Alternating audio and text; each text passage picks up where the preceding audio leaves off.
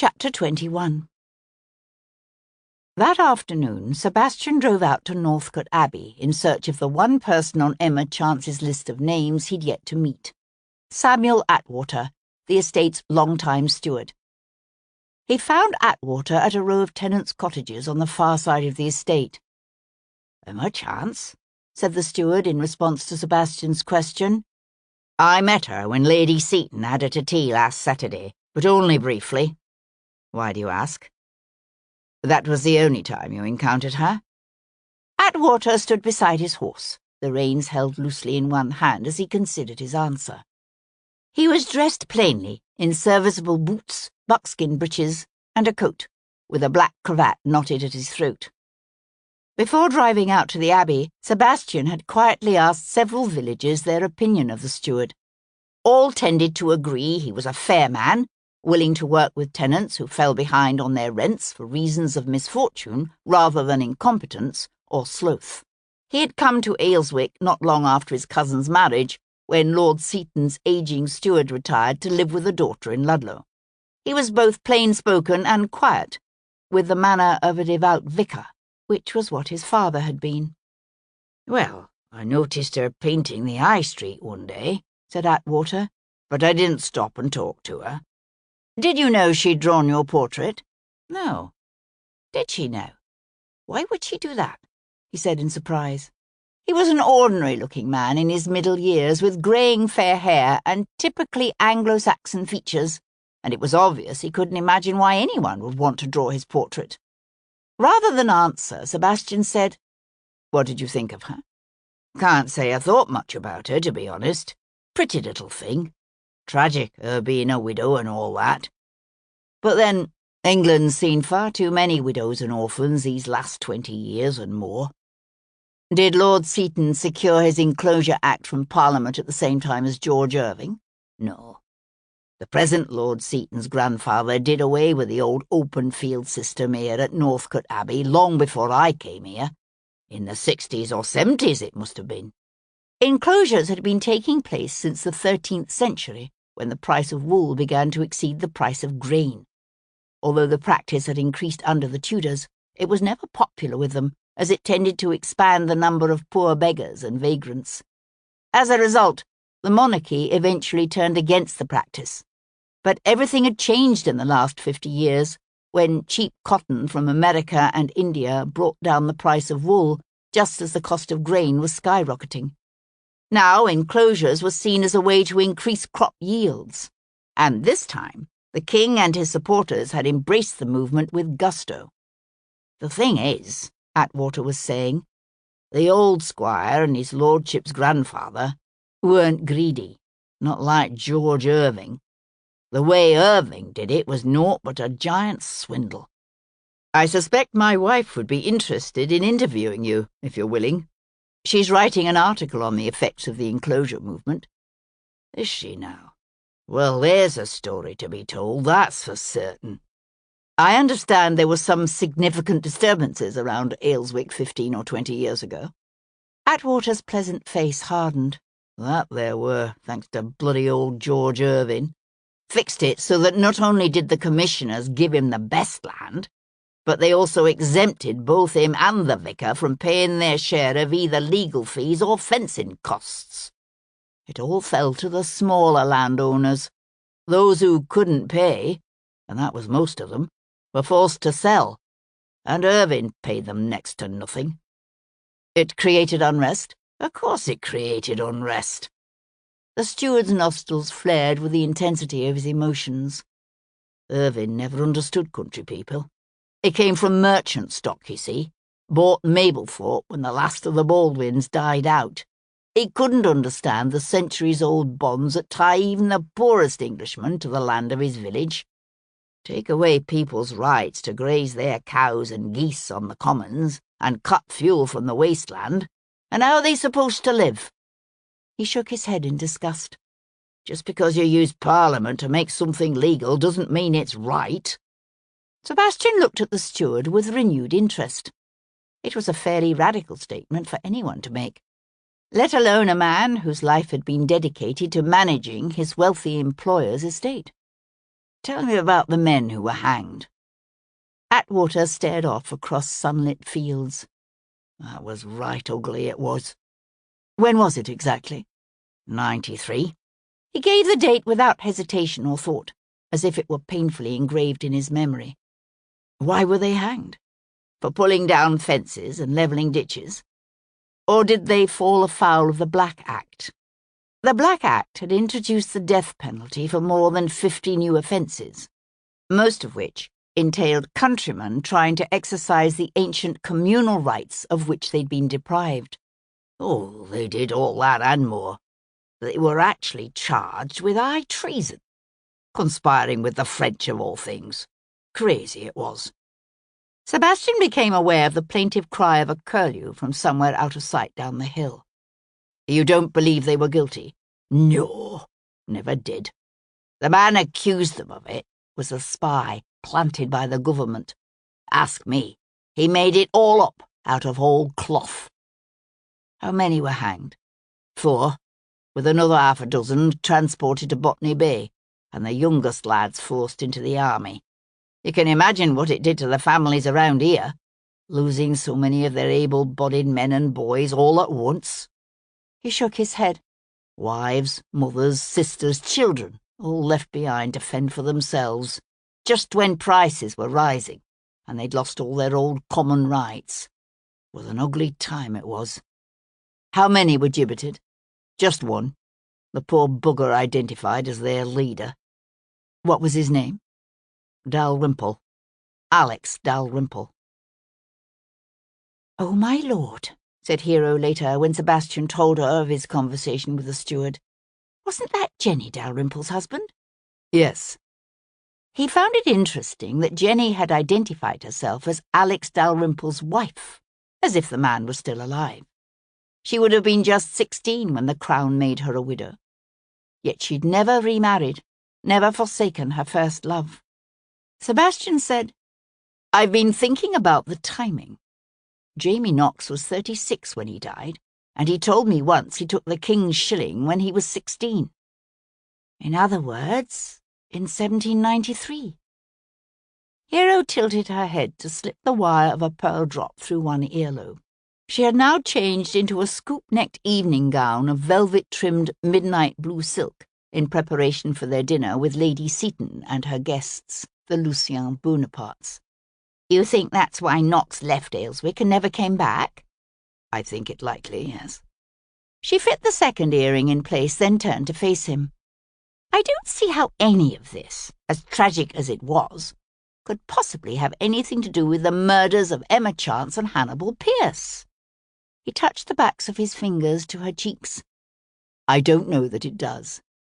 But there are an extraordinary number of secrets buried beneath the seemingly peaceful veneer of this village." He was aware of her looking at him with quiet, thoughtful eyes. "Don't you think that's true of most villages?" "Perhaps. But some secrets are more deadly than others."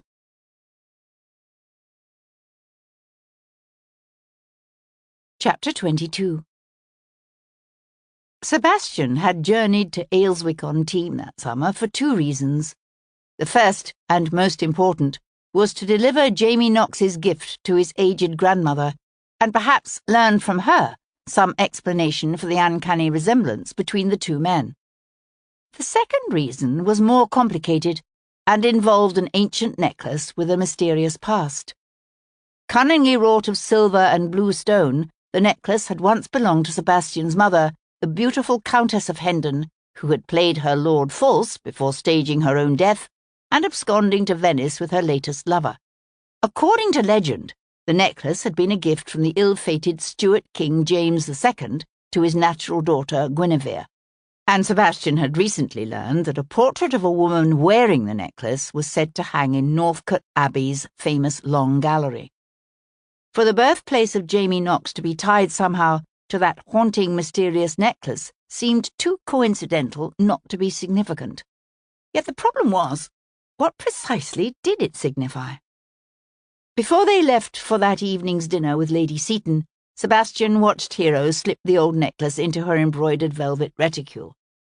"It could all be a mistake," he said. The necklace in the painting could be similar, but not the same. She looked over at him. 2 necklaces with the same legend attached to them? He shrugged, although he doubted she was fooled by his assumption of insouciance. She knew him too well, knew how vitally important this quest for the truth about his parentage was. She said, "What will we do if Lady Seton doesn't offer to show us the Long Gallery?" He settled her cloak around her shoulders as a clatter of carriage wheels sounded outside the inn. "Then we'll just have to give her a little nudge."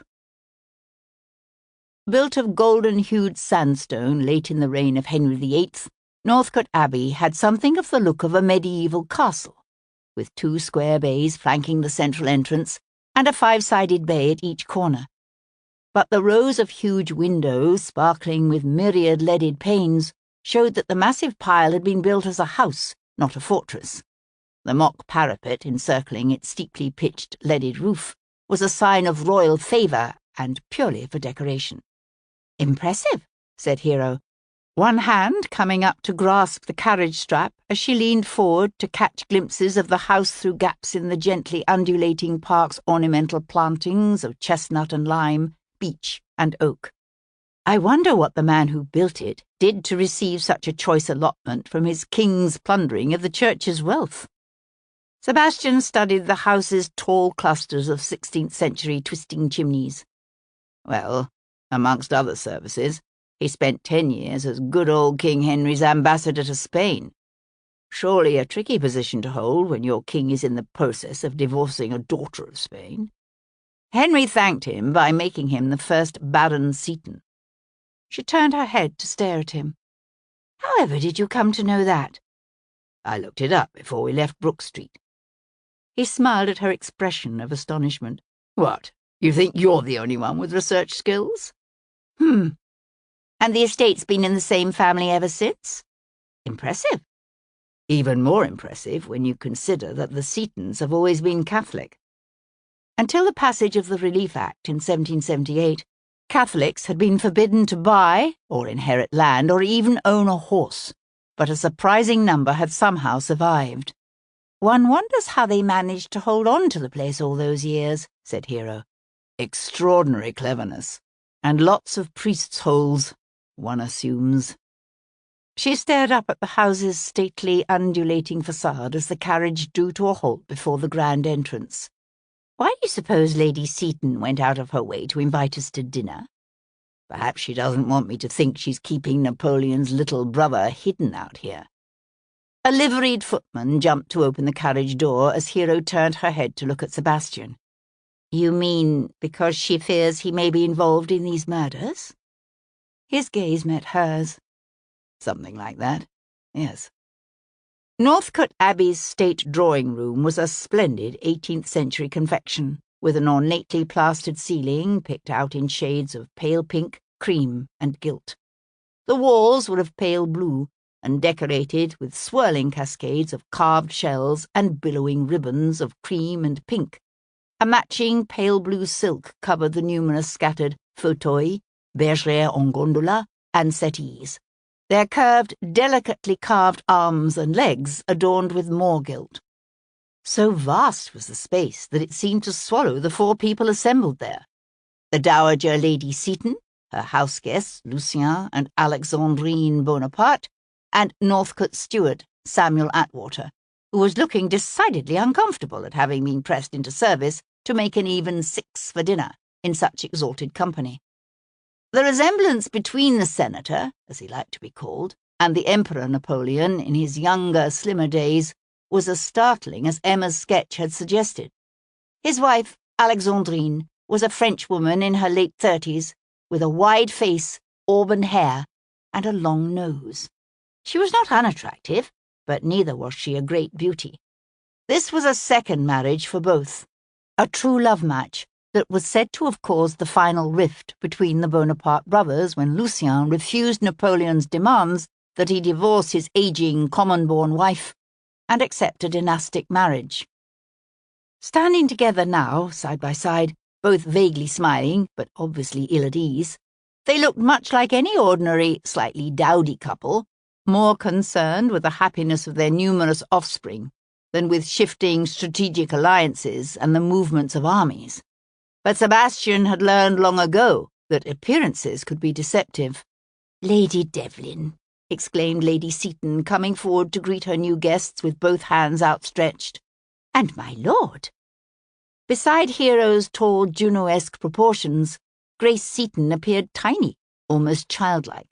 But she performed the necessary social niceties with admirable aplomb, as if it were an everyday thing, introducing the brother of her nation's greatest enemy to the daughter of the man who'd vowed to see the Bonaparte clan's numerous upstart regimes destroyed.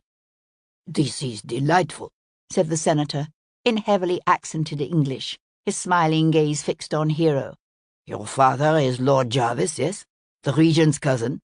"He is, yes," said Hero, settling on the tapestry-covered sofa indicated by their hostess.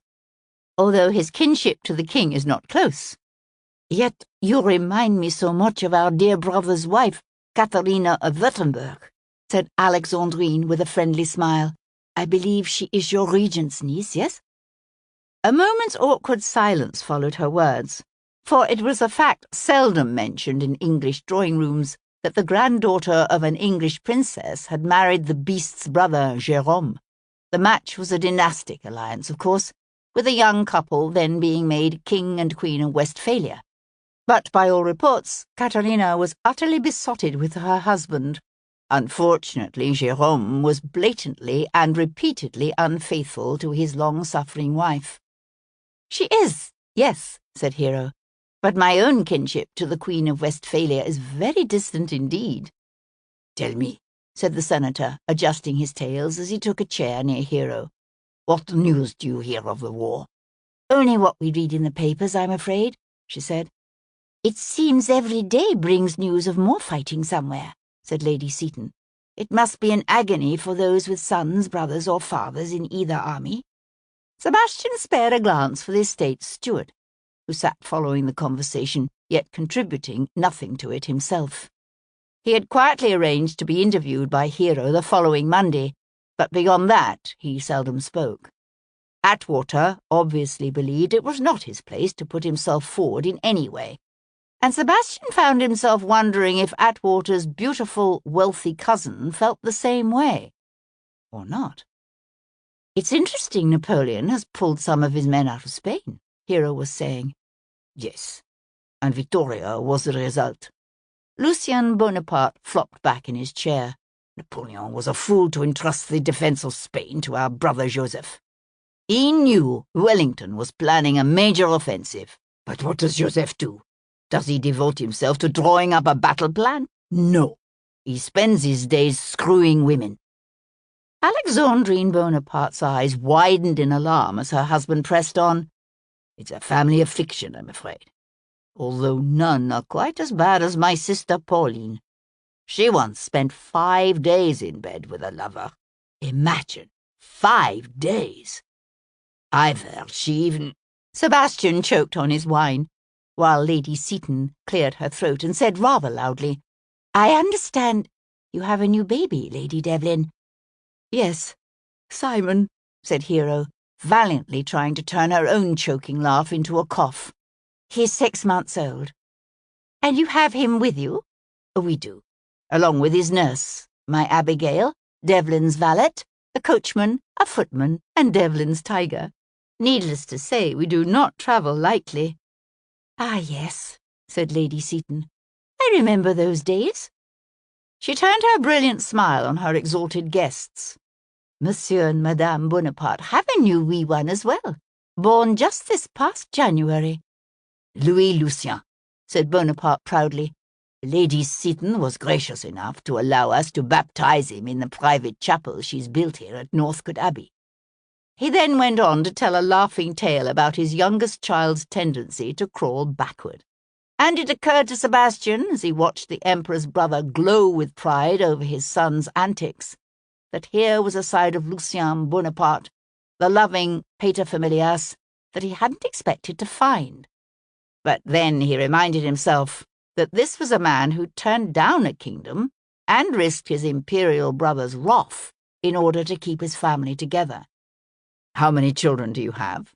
asked Sebastian. It was Alexandrine who answered. 8 altogether. Lucien, Charlotte, and Lily are 18 and 15. My Anna is 14, while our Charles is 10. The rest descend from there like organ pipes. She sketched a profile of steps with one hand. I've met Charles, said Hero. He's a very clever lad. Alexandrine smiled and shared a meaningful look with her husband. We like to think so, although I fear his sisters sometimes find him a bit tiresome.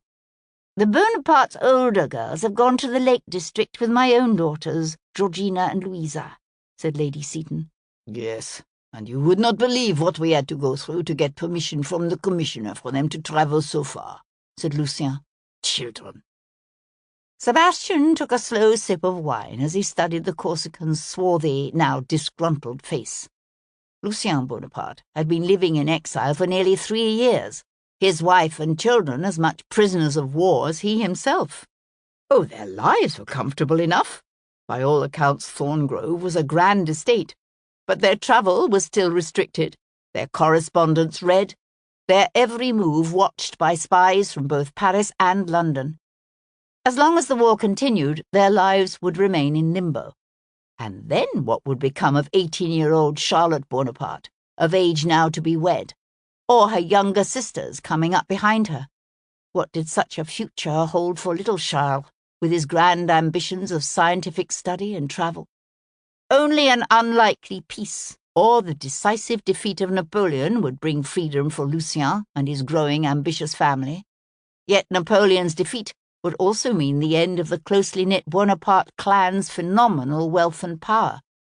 So, for which did Lucien and his no-nonsense wife secretly pray, Sebastian wondered? For Napoleon to keep fighting, or for the Emperor to go down in a final defeat? If given the opportunity, would they actively seek to prop up Napoleon's fading fortunes? Or would they work to bring their exile to an end in any way possible? It was over dinner that Hero, tired of waiting for Lady Seton to spontaneously offer to show her guests the famous Long Gallery, gently brought the conversation around to the subject of art. I hear you have an impressive collection of paintings, Senator, she said, turning to Napoleon's brother. Lucien's face shone with pride.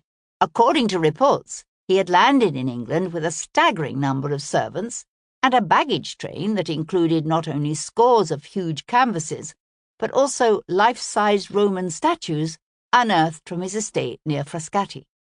I like to flatter myself that is so, yes. But you and Lord Devlin must come to Thorngrove yourself some day, and give me your opinion. He nodded graciously toward their hostess. Northcote Abbey also possesses an impressive picture gallery. Have you seen it? Lady Seton fluttered one dainty hand through the air in a show of embarrassed disparagement. Oh, believe me, it is nothing compared to Senator Bonaparte's collection. But I would love to see it, said Hero. If you like, of course, although I should warn you that it consists mainly of family portraits, and very few by artists of any note. Perhaps we could explore it after dinner, suggested Alexandrine Bonaparte, while the gentlemen linger over their port. For one intense instant, Hero's gaze met Sebastian's. It wasn't exactly what they'd had in mind, but it was better than nothing. That would be lovely, she said with a wide smile.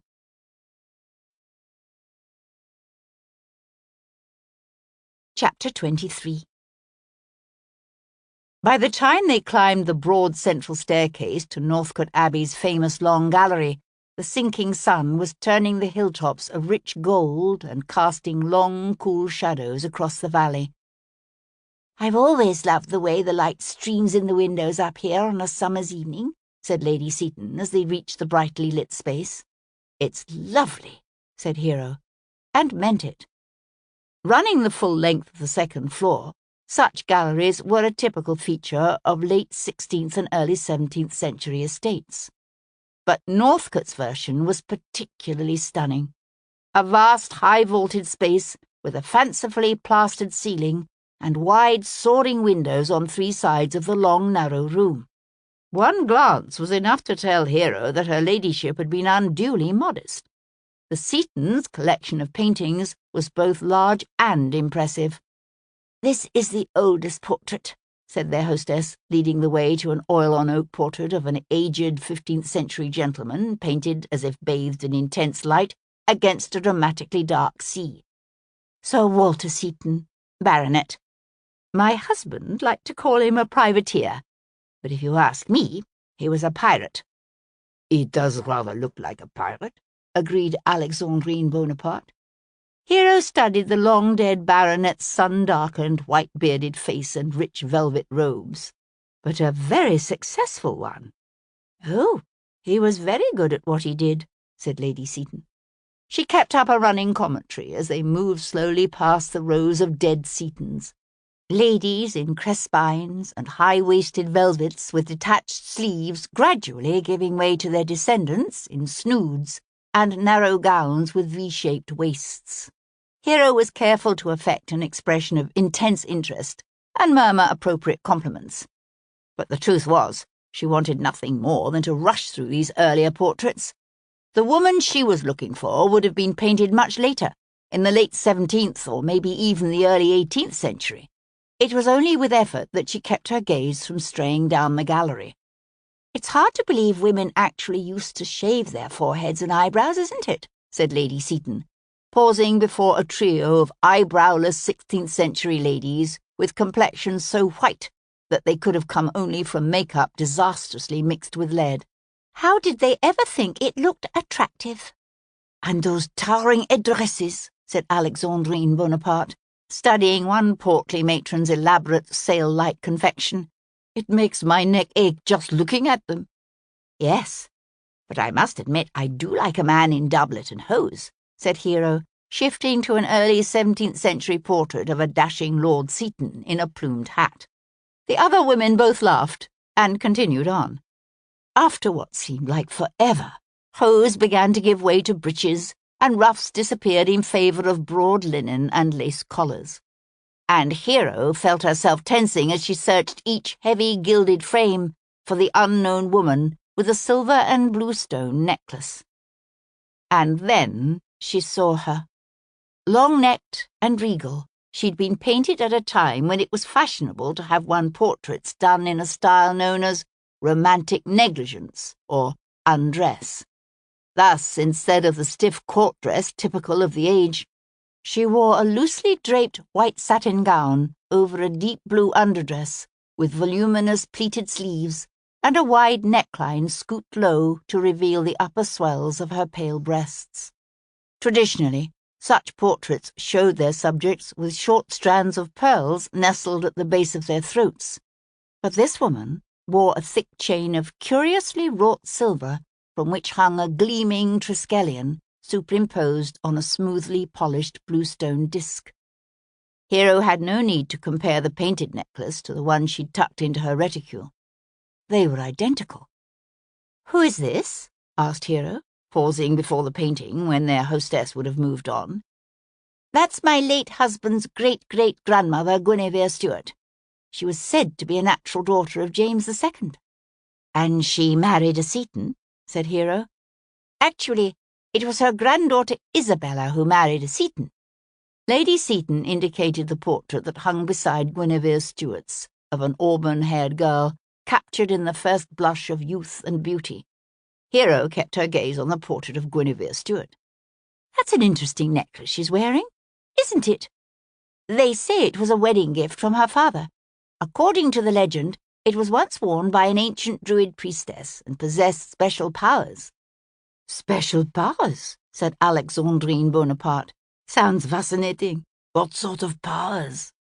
"Supposedly, it brought long life to anyone who possessed it. Not only that, but it was said to choose its next owner by growing warm in the hand of the woman destined to possess it."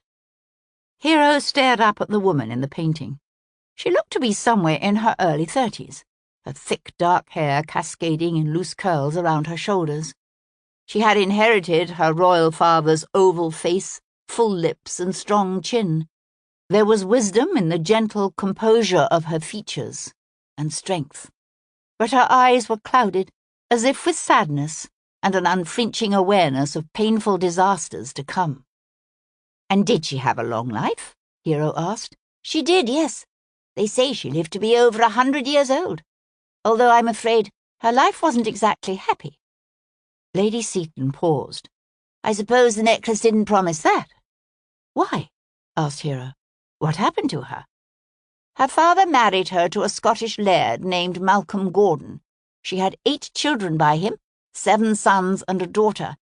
But once King James was deposed in the Glorious Revolution, she went from being an asset as a wife to a potential liability. Not only that, but all of her sons rallied to the Jacobite cause after the death of Queen Anne and were either killed in the risings or exiled. In order to save himself and acquire new sons, Gordon divorced her.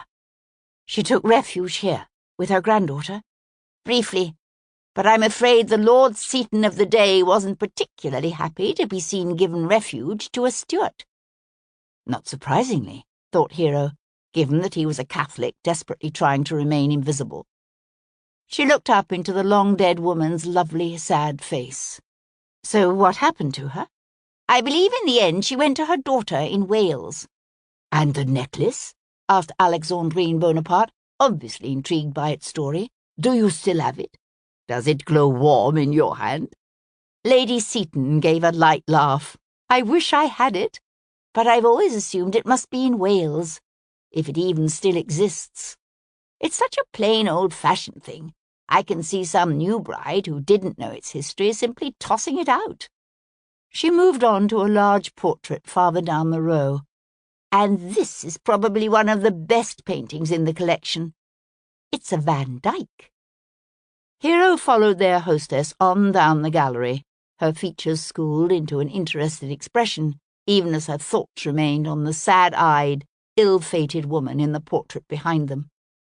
She couldn't have said precisely what she'd hoped this visit to the Long Gallery would accomplish. Yes, she had confirmed the existence of the portrait and the link between Lady Hendon's necklace and the Setons of Northcote Abbey. But it provided no real clue to the identity of the unknown man who'd presumably fathered both Devlin and Jamie Knox.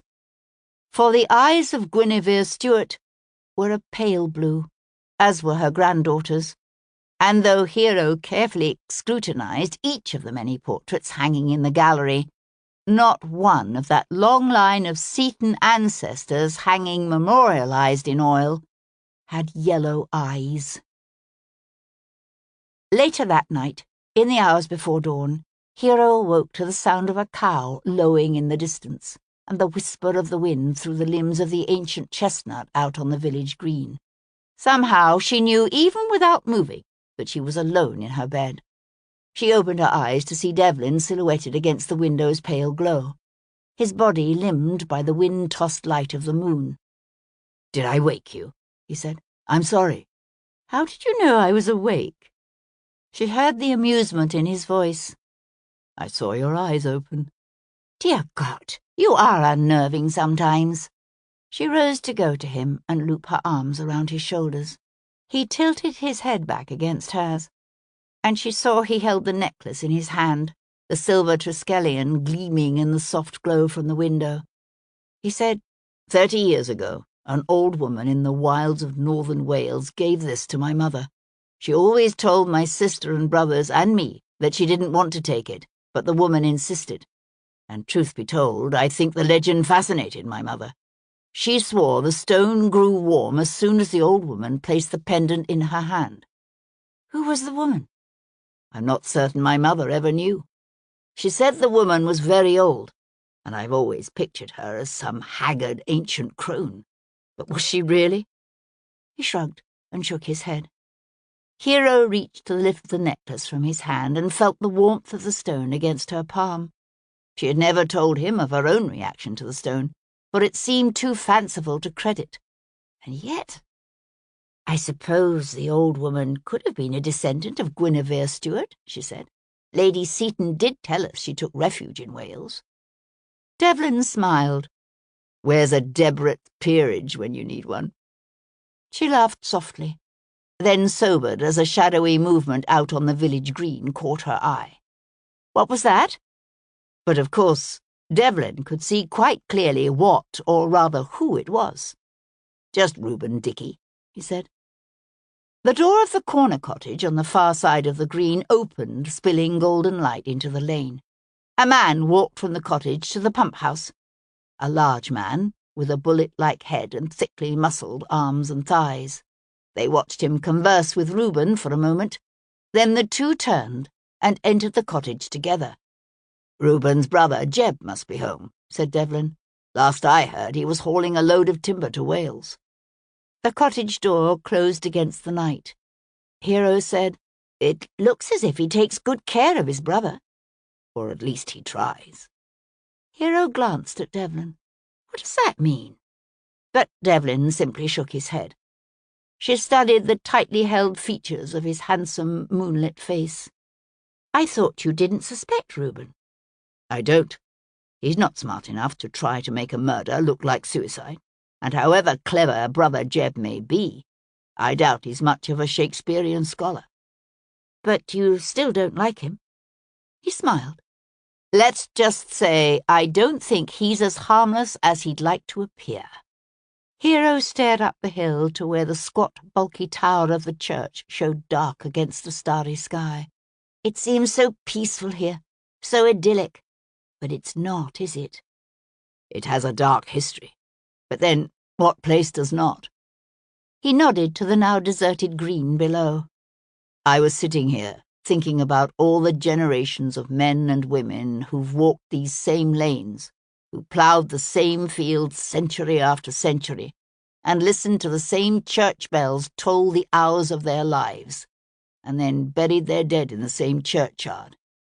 Is it significant, do you think, that neither Emma Chance nor Hannibal Pierce was from the village?" "It could be." He turned to face her. "I think I'd like to take a look at the ruins of the old priory tomorrow." "Because Emma Chance was there the day she died?"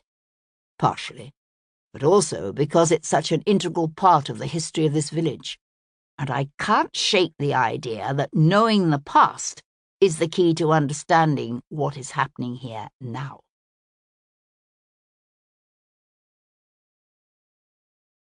Chapter 24. Tuesday, 5th of August. What was left of the ancient Benedictine priory of St. Hilary lay beside a sparkling, swift-flowing stream at the base of a gentle slope. Once home to dozens of choir monks and lay brothers, and surrounded by closely cultivated fields and well-tended orchards, the ruined sandstone walls now rose from a swath of green meadow, kept cropped close by a sizable flock of sheep.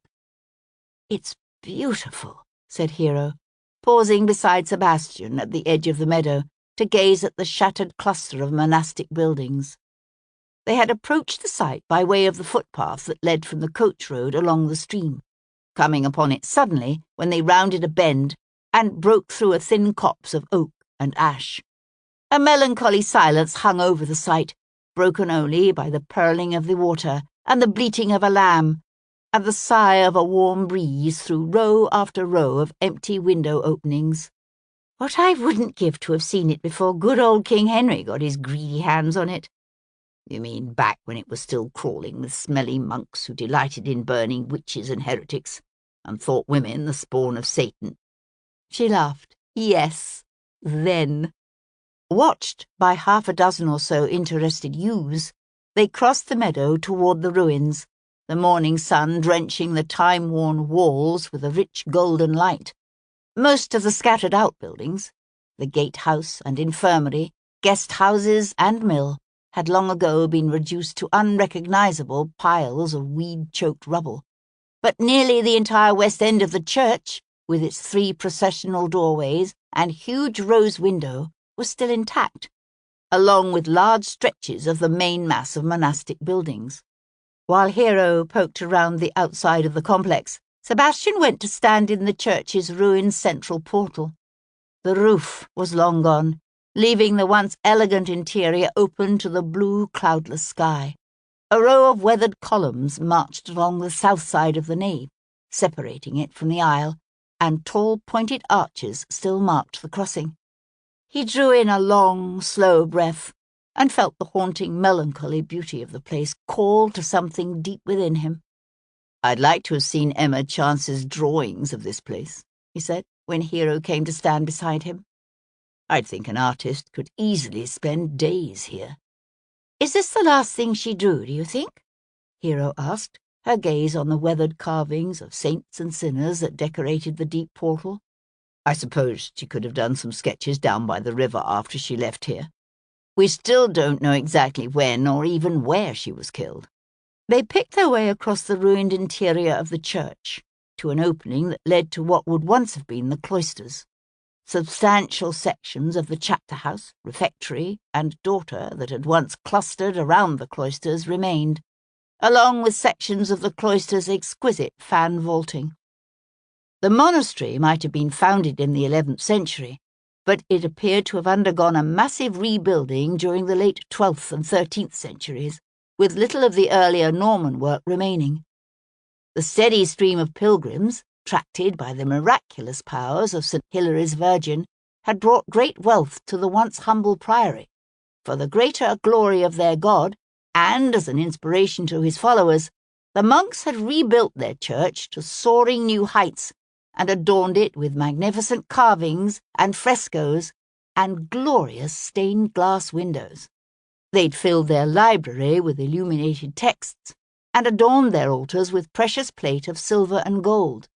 And for the old and sick, they had built a 2-story infirmary and a lepers' hospital. Sebastian's own belief in the religious instruction of his youth hadn't survived the ugly realities of war, but that didn't alter his respect for the centuries of tonsured men who'd once devoted themselves to a spiritual life of contemplation and prayer and service. And he found himself wondering what it must have been like for those nameless, humble men to stand and watch, helpless, while those who claimed to worship the same God destroyed everything they'd worked so hard to build up in his name. Much of what was valuable, starting with the lead from the roofs, would have been stripped and sold. But far more would have been left to the destruction of the elements. The beautifully carved wooden rood screens and misericords had probably been broken up for firewood by the poor, while the library's ancient, beautifully illuminated manuscripts were hauled off by the cartload to soap makers, or torn up to line workmen's boots, and furnish a bountiful supply of rare, soft rags for the village jakes. That's what haunts this place, he thought. It's the despair and anguish of the monks who poured their energy and joy, their very lives, into this monastery, only to see it destroyed. And he wondered, when they watched the wind-blown rain ruin the frescoes and carvings left open to the sky, when they heard the screams of their brethren burned alive for choosing devotion to God over duty to king, did they still believe in their God? Somehow, he suspected they did. But he couldn't help but wonder about the greedy, powerful men who'd torn the lead off the monastery's roofs and sold it. How could they still claim to be good Christian men, even as they pocketed their ill-gotten silver? And he found his gaze straying up the hill to where the massive Tudor chimneys of Northcote Abbey rose high above the leafy treetops of its vast park. Hero said quietly, "I thought I'd feel her here, but I don't." "No, the past is too strong here," he said, conscious of a welling of frustration tinged with what he recognized as anger directed toward himself. Nearly 3 days had now passed since Emma Chance's death, and he was no closer to understanding what had happened to her than he had been standing in the water meadows on that first misty morning. What he needed, he realized, was to talk to someone who knew the village well, yet remained apart from it. Someone who combined an insider's knowledge and understanding with an outsider's perspective. Someone like Ayleswick's new schoolmaster. Darragh Flanagan was sitting on his front stoop when Sebastian walked up and introduced himself. The Irish schoolmaster's feet were bare, except for his darned socks, and he had an apron tied over his clothes as he worked at blacking a pair of worn boots. "You've caught me at a most ungentlemanly occupation," said Flanagan, grimacing down at his dirty hands. "Boots are important," said Sebastian. "What they are. Flanagan reached for a rag and began polishing his left boot. "You're here about the murders, I take it. Don't know how much I can help you. Only spoke to the unfortunate young gentlewoman briefly when I saw her painting one time. And I can't say I recall encountering the fellow from London at all." Sebastian propped one shoulder against the cottage's dark, half-timbered framing. "Why do you think they were killed?"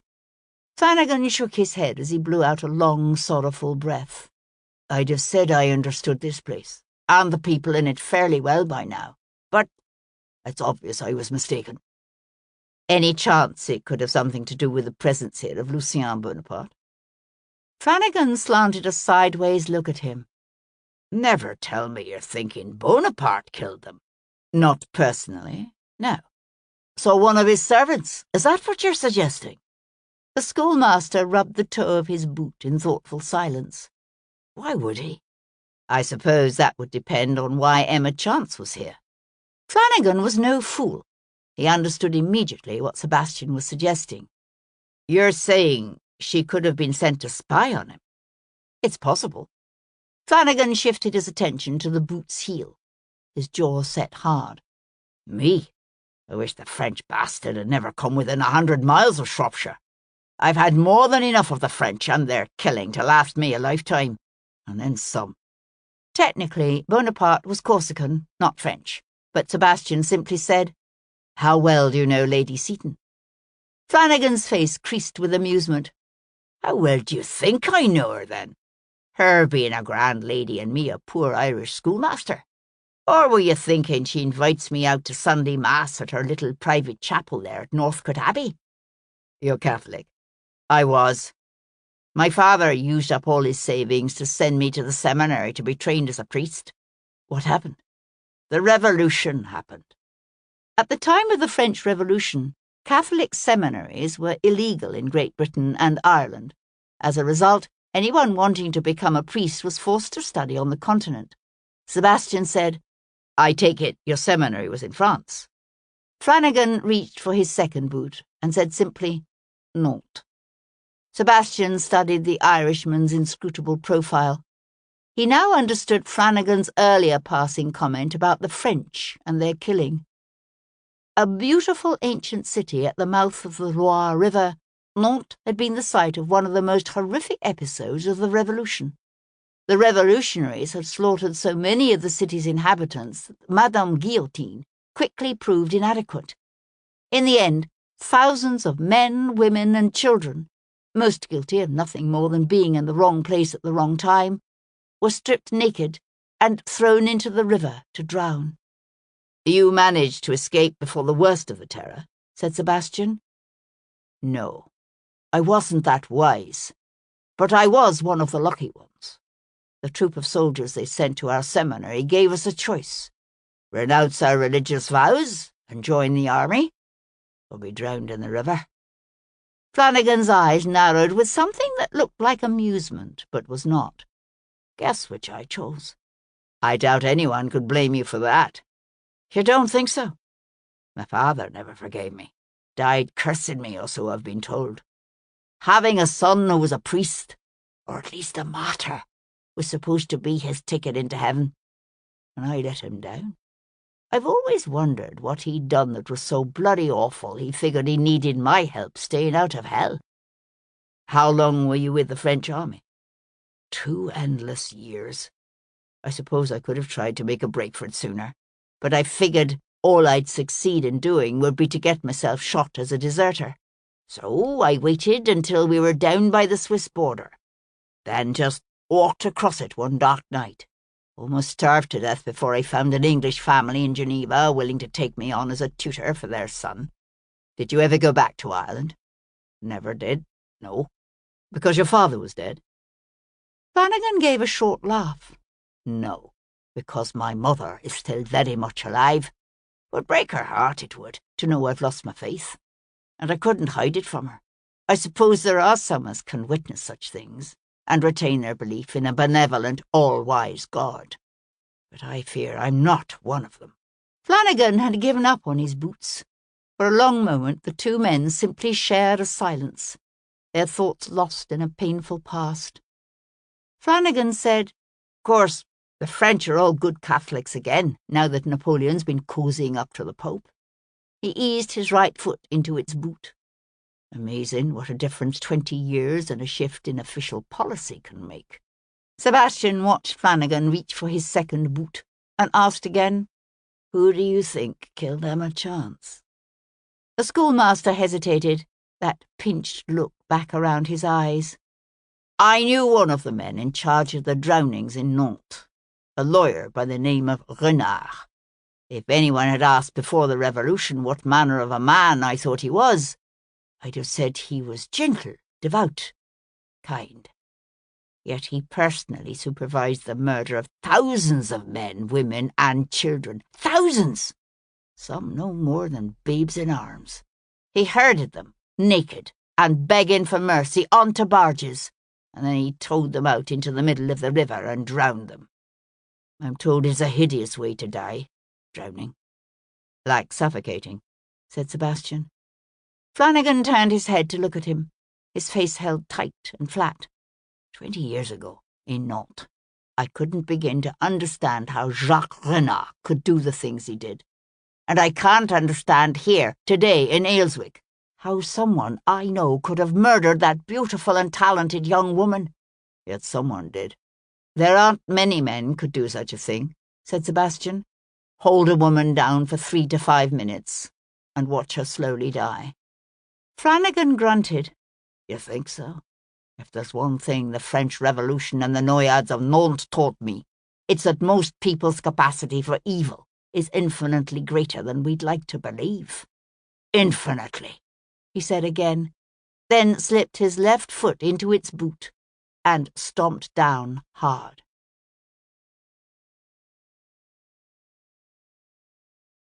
Chapter 25.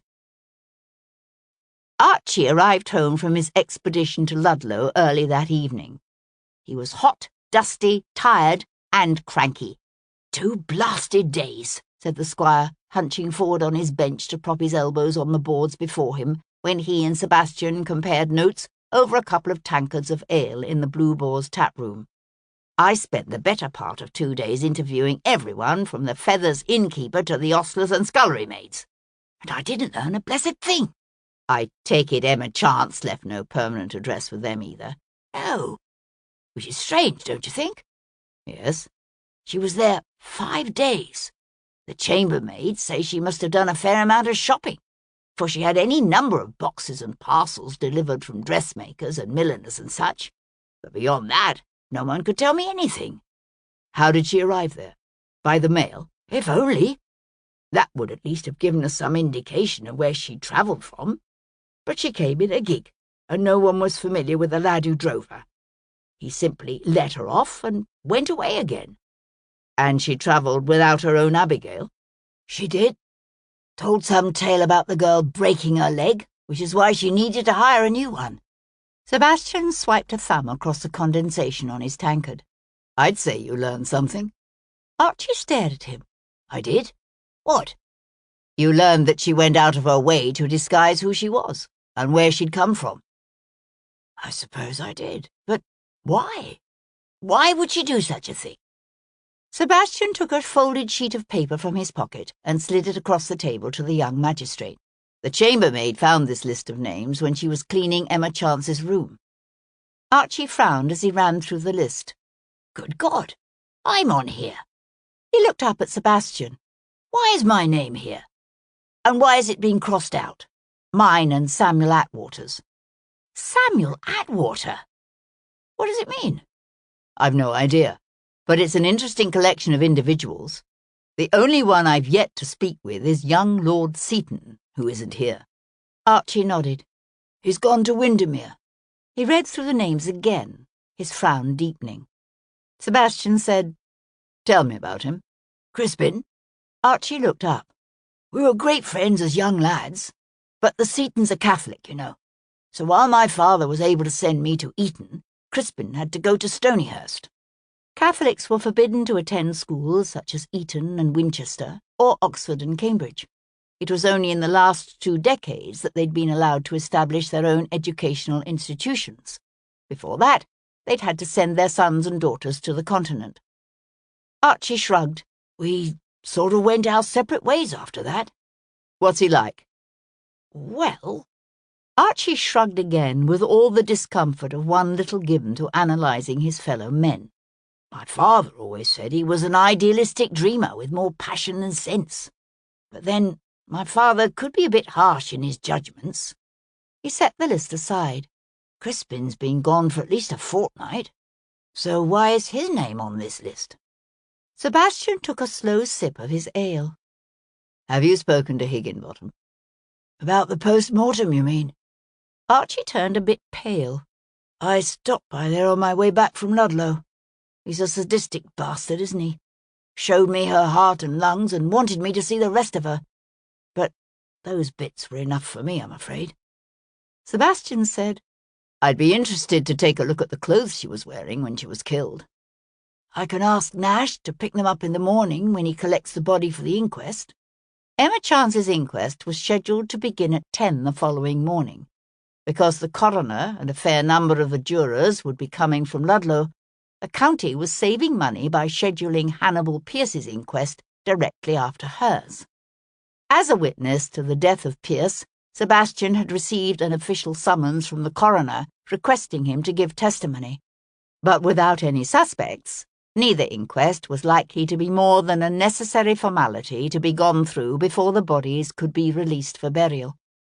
Archie hesitated for a moment, then said, Why do you want to see her clothes? They might tell us something. I doubt Higginbottom paid much attention to them. Archie chewed thoughtfully on the inside of one cheek. Did Higginbottom tell you she was still a maiden? He did. It happens sometimes, I suppose. Doesn't it?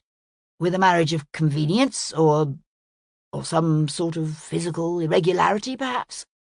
Perhaps, said Sebastian. The young magistrate blinked. But you don't think so? Very little about Emma Chance seems to add up. Sebastian drained his tankard and set it aside. I suspect if we could figure out why, we'd be a fair way toward discovering who killed her. And Pierce. Archie scrubbed his hands down over his face. I still can't believe there have been 2 murders in the village in less than a week. What the devil is going on around here?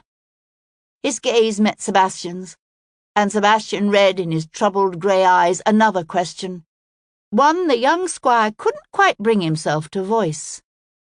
Is it going to happen again? That night, long after they made love, Hero was aware of Devlin still lying awake beside her. After more than a year of sharing this man's life, she knew how personally he took each murder, knew the way he came to live and breathe each investigation, but she'd never known him to be as troubled as he was by this one. She suspected it had something to do with his own reasons for coming to this village, but it also had something to do with the village itself. You need to sleep, she said, resting her hand on his shoulder. He slipped an arm beneath her and drew her closer to his warm, hard body. I will. When will you sleep? After you've caught this killer? I'm flattered you think I'm going to catch him. You will, she said, and saw him smile in the darkness. Will they bury Emma Chance tomorrow, do you think? She asked. After the inquest? Probably. And Pierce as well. Once Pierce's family received notification of his death, they might choose to move the body later, come winter. But he needed to be buried now. Hero raised herself on her elbow so she could see him better. I've been thinking about what Archie Rawlins told you, that the chambermaids at the Feathers said Emma Chance had received a number of deliveries from dressmakers and milliners while she was there. Devlin speared his fingers through the fall of her hair, drawing it back from her face as he cradled her head. And, you said the grey gown she was wearing when she was killed looked new, and her grey travelling dress certainly was. So, if she did all that shopping, it means she probably bought them both in Ludlow right before she came here. She had only one gown, a muslin she dyed black, that wasn't new. Yes, said Devlin, still obviously not quite certain where she was going with this.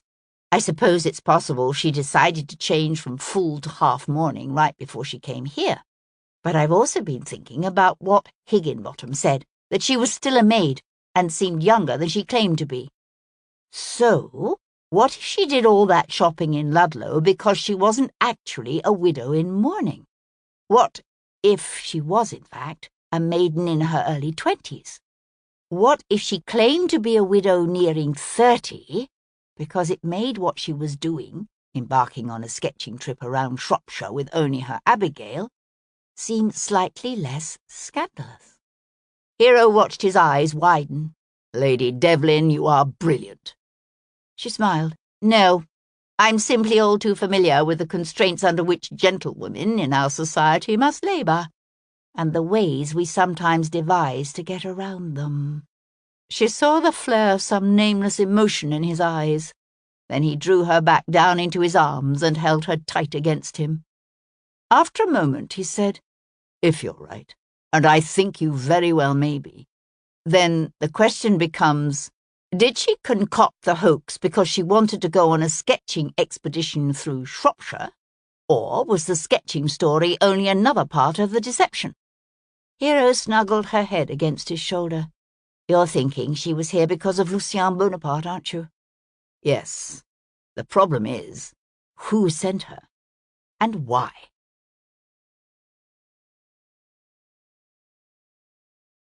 Chapter 26. Friday, 6th of August. The coroner from Ludlow arrived shortly before 10 the following morning, riding in a ponderous, antiquated travelling carriage with peeling gilt paint, drawn by a pair of badly mismatched bays. "His name is Magnus Fowler," said Archie, peering out one of the Blue Boar's front windows, as a wizened, bandy-legged figure in an old-fashioned frock coat and powdered wig descended the coach's steps and battered away the hand of the footman who offered to assist him. "They say he was a mayor of Ludlow back in the 80s, but he's been the coroner as long as I can remember. My father used to say it doesn't matter whether he's presiding over the inquest of a dead child or a horribly mutilated corpse. Fowler is always as bored as he is unmoved." The coroner paused for a moment beside his carriage, while a short, plump clerk, dressed in a worn, shiny black coat and clutching a satchel to his chest, scuttled down the steps behind him.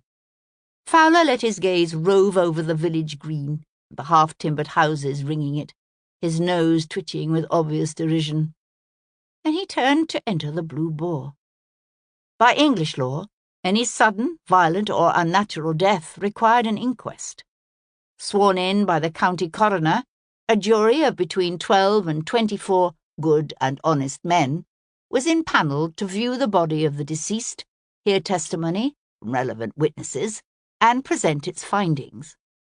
More legal than medical in form and function, the inquest was a legacy from the days of the Norman Conquest, when the Crown's main interest had been in taxing any Saxon populations that could be found responsible for the murder of a Norman.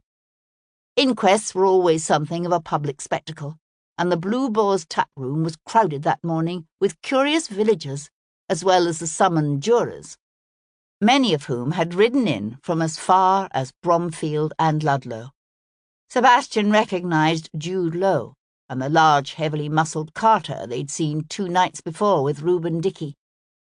Samuel Atwater was there, escorting both Lady Seaton, who had encountered Emma shortly before her death, and young Charles Bonaparte, who had discovered the body. Both would be required to give testimony. Even Major Eugene Weston was in attendance, his hat dangling from one finger against his thigh, as he stared down at Emma Chance's beautiful, pale young face. Because one of the most important duties of the jury was to view the corpse, Emma's body lay on a board table in the middle of the room, her flesh waxen, and just beginning to show signs of turning a mottled purple and black.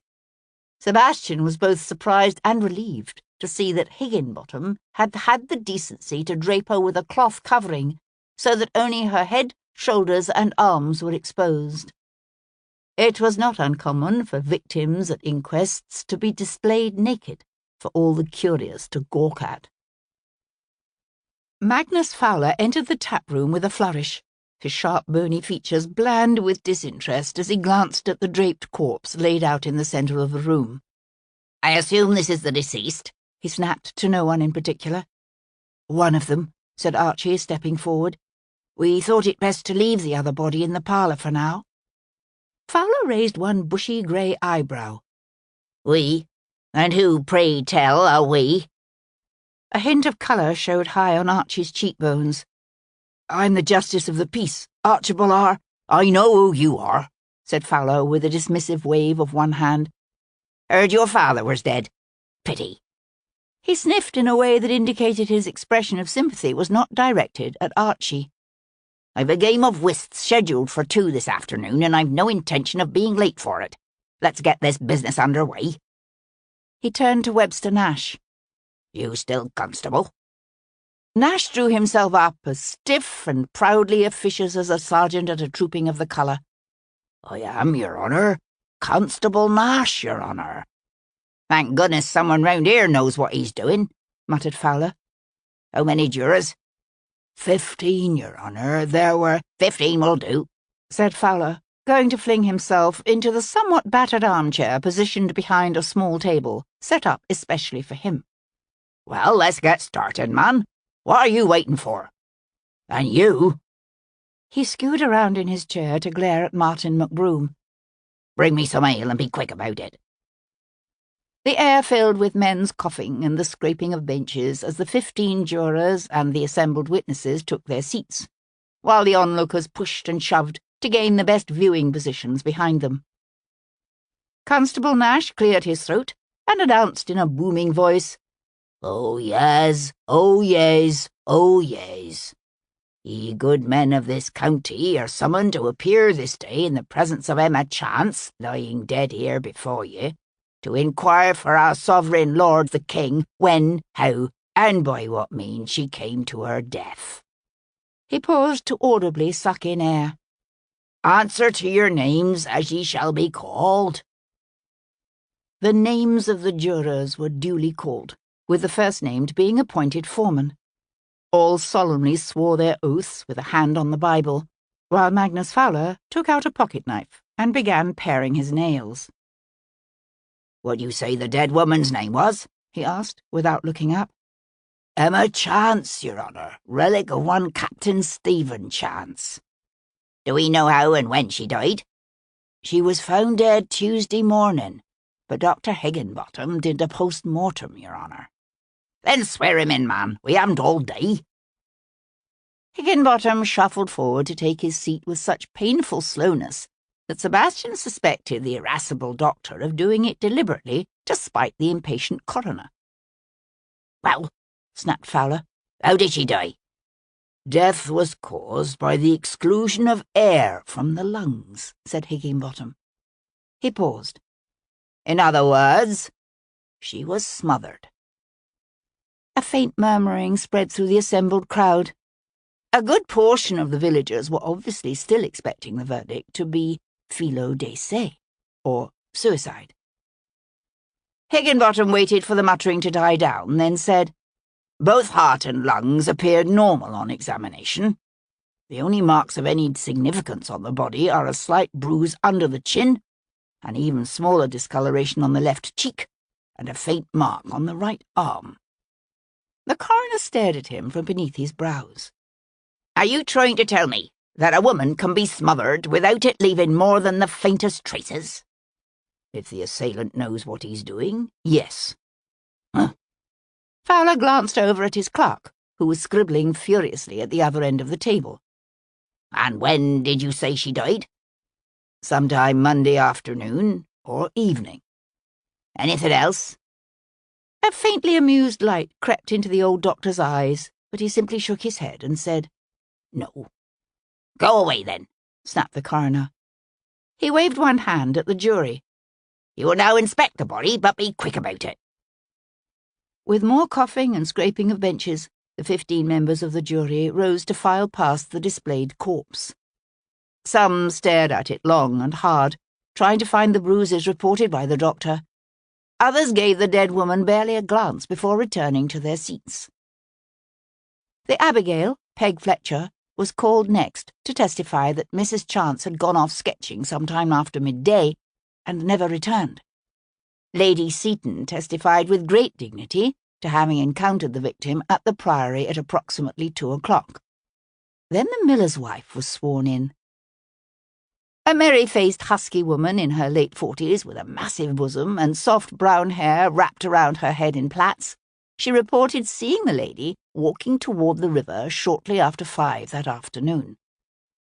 Magnus Fowler, who to all appearances had by this point fallen asleep, opened one eye and said, "Do you possess a watch?"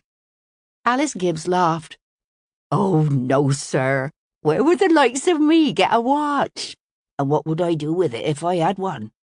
"Then how did you know it was 5 o'clock?" It was an acute question, but Alice simply laughed again and said, "Why, I'd just been talking to the village schoolmaster, and we heard the church bells striking the hour. He said he hadn't realised it was so late. That's how I come to remember the time." "That will be all, then." Fowler turned to the constable. "Where did you say the deceased was found?" "In the water meadows to the west of the village, your honour." "By whom?" "Young Master Charles Bonaparte, your honour." "He's here?" "He is." "Call him as a witness." There was a stir as Charles was ushered forward. The jurors from Ludlow and Bromfield, most of whom had never been privileged to set eyes on a real live Bonaparte, gawked openly at this diminutive relative of the great beast. Alexandrine Bonaparte had obviously gone out of her way to make her rambunctious offspring presentable, for he was dressed in neat nankeens and a spotless frilled shirt, and clutched to his chest a brimmed round hat of straw with a wide ribbon band. He looked vaguely intimidated by the formality of the proceedings, but also boylike, secretly proud of the role he'd been called on to play in this exciting drama. He swore his oath in a firm voice that carried not a hint of his parents' Corsican or French accents. "I frequently go down to the water meadows at dawn," he said, when asked what he was doing by the river that morning. "It's a fine place to watch for birds. I'm very interested in birds, you see." Sebastian found himself sitting forward on his bench, his gaze on the boy's smooth, sun-browned face. They'd been wondering why Emma Chance's killer had staged her suicide at that particular spot. Now, Sebastian found himself wondering whether it was possible the murderer had known young Bonaparte planned to visit the river that morning. Had he hoped the boy would be the one to stumble upon the body?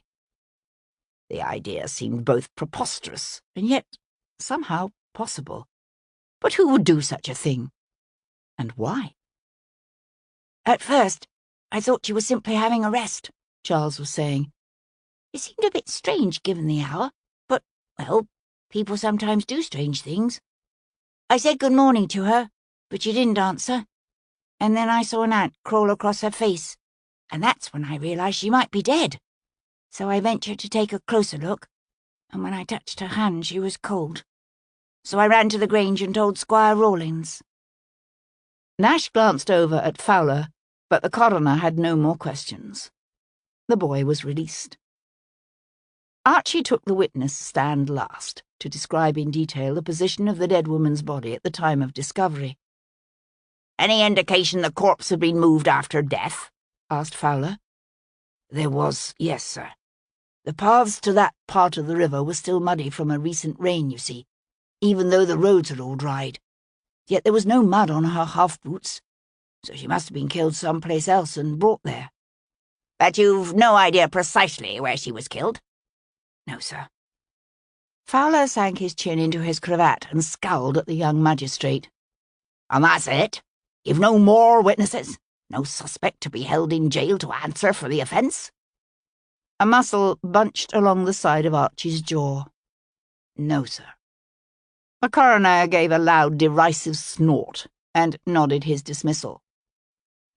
"Well," said the coroner, adopting a loud formal tone and pressing himself back in his seat with his hands wrapped around the chair's threadbare arms, "it is obvious we're dealing with a homicide. But the question is, homicide in which degree?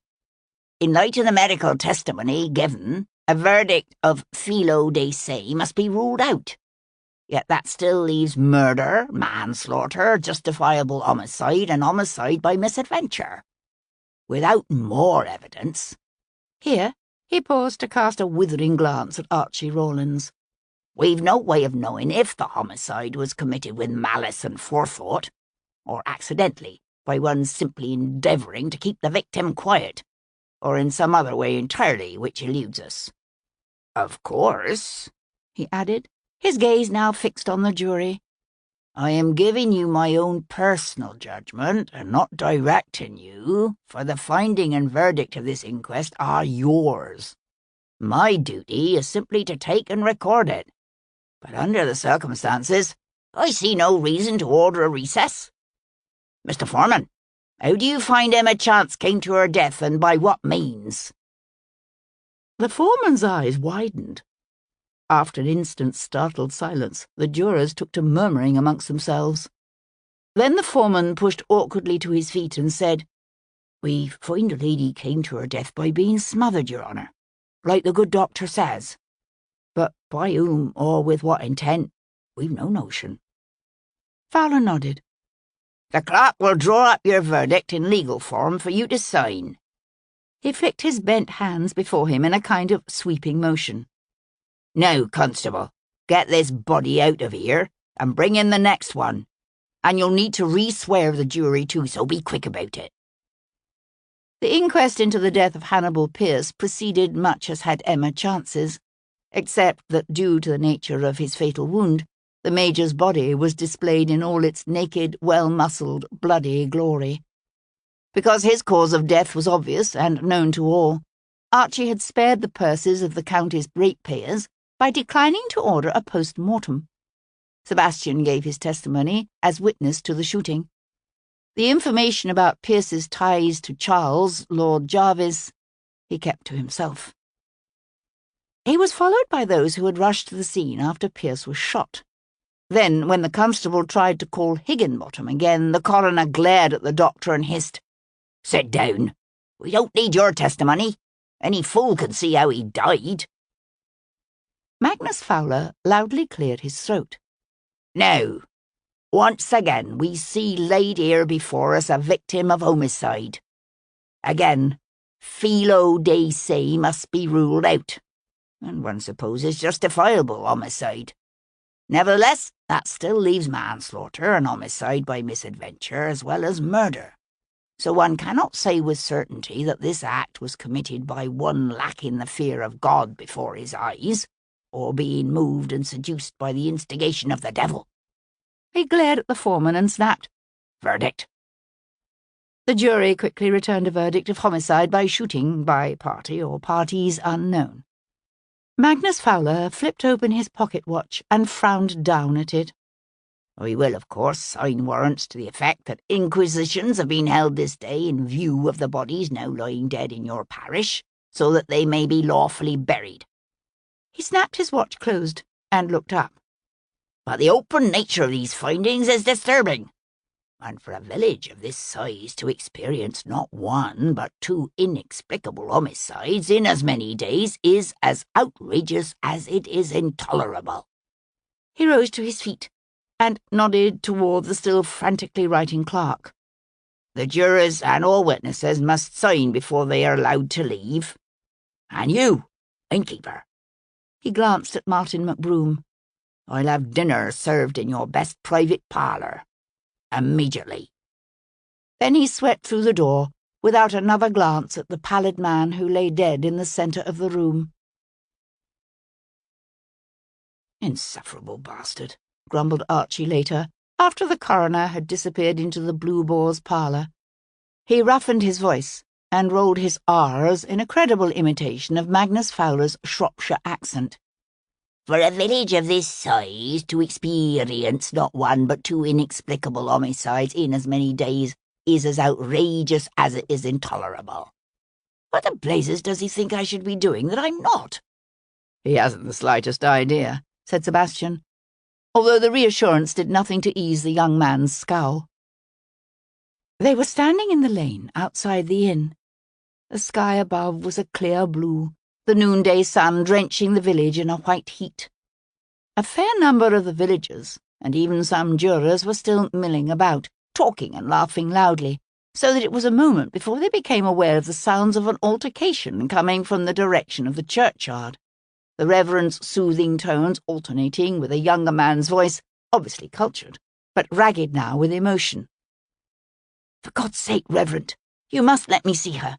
Please tell me it isn't her. Oh, God, Emma, Emma!" "Who is that?" asked Sebastian. "Good heavens," said Archie, his features going slack as he turned to stare up the hill. "It's Crispin Seaton."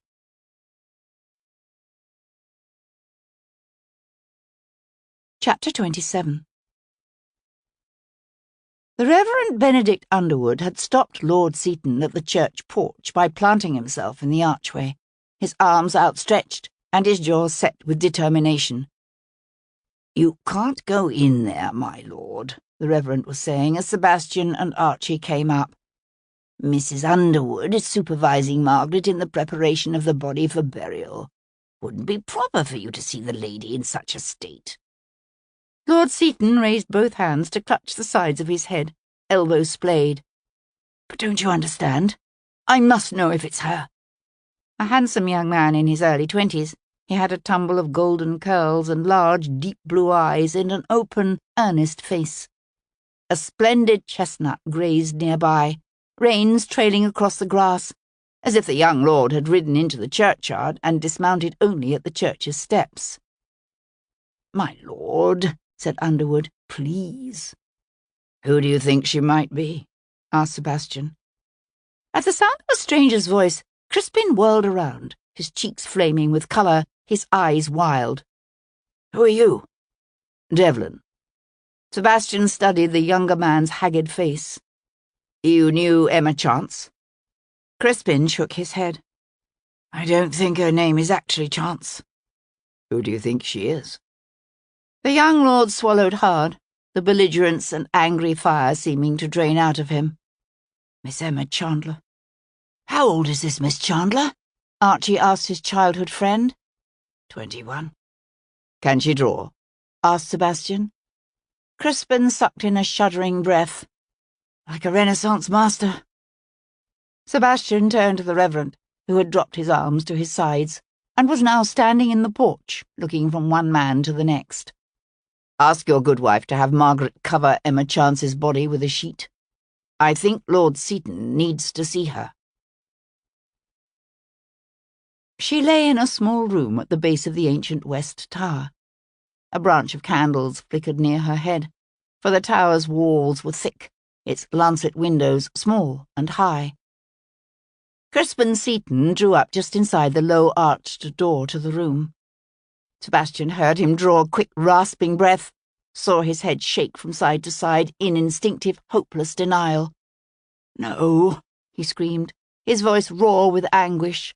"Oh, God, no!" Sebastian caught him as he crumpled. "Her name was Emma Chandler," said the young Lord Seaton in a hushed, strangled voice. "Not Chance. Chandler." They were in the parlour at the vicarage. Crispin perched at the edge of a chair beside the empty hearth, a glass with a hefty measure of the Reverend Scotch in one hand. "Who was she?" asked Archie, leaning against the sill of a window overlooking the churchyard. "She was, until a few months ago, a parlour boarder at Miss Rowena Lamont's Academy for young ladies in Tenbury." Archie and Sebastian exchanged glances.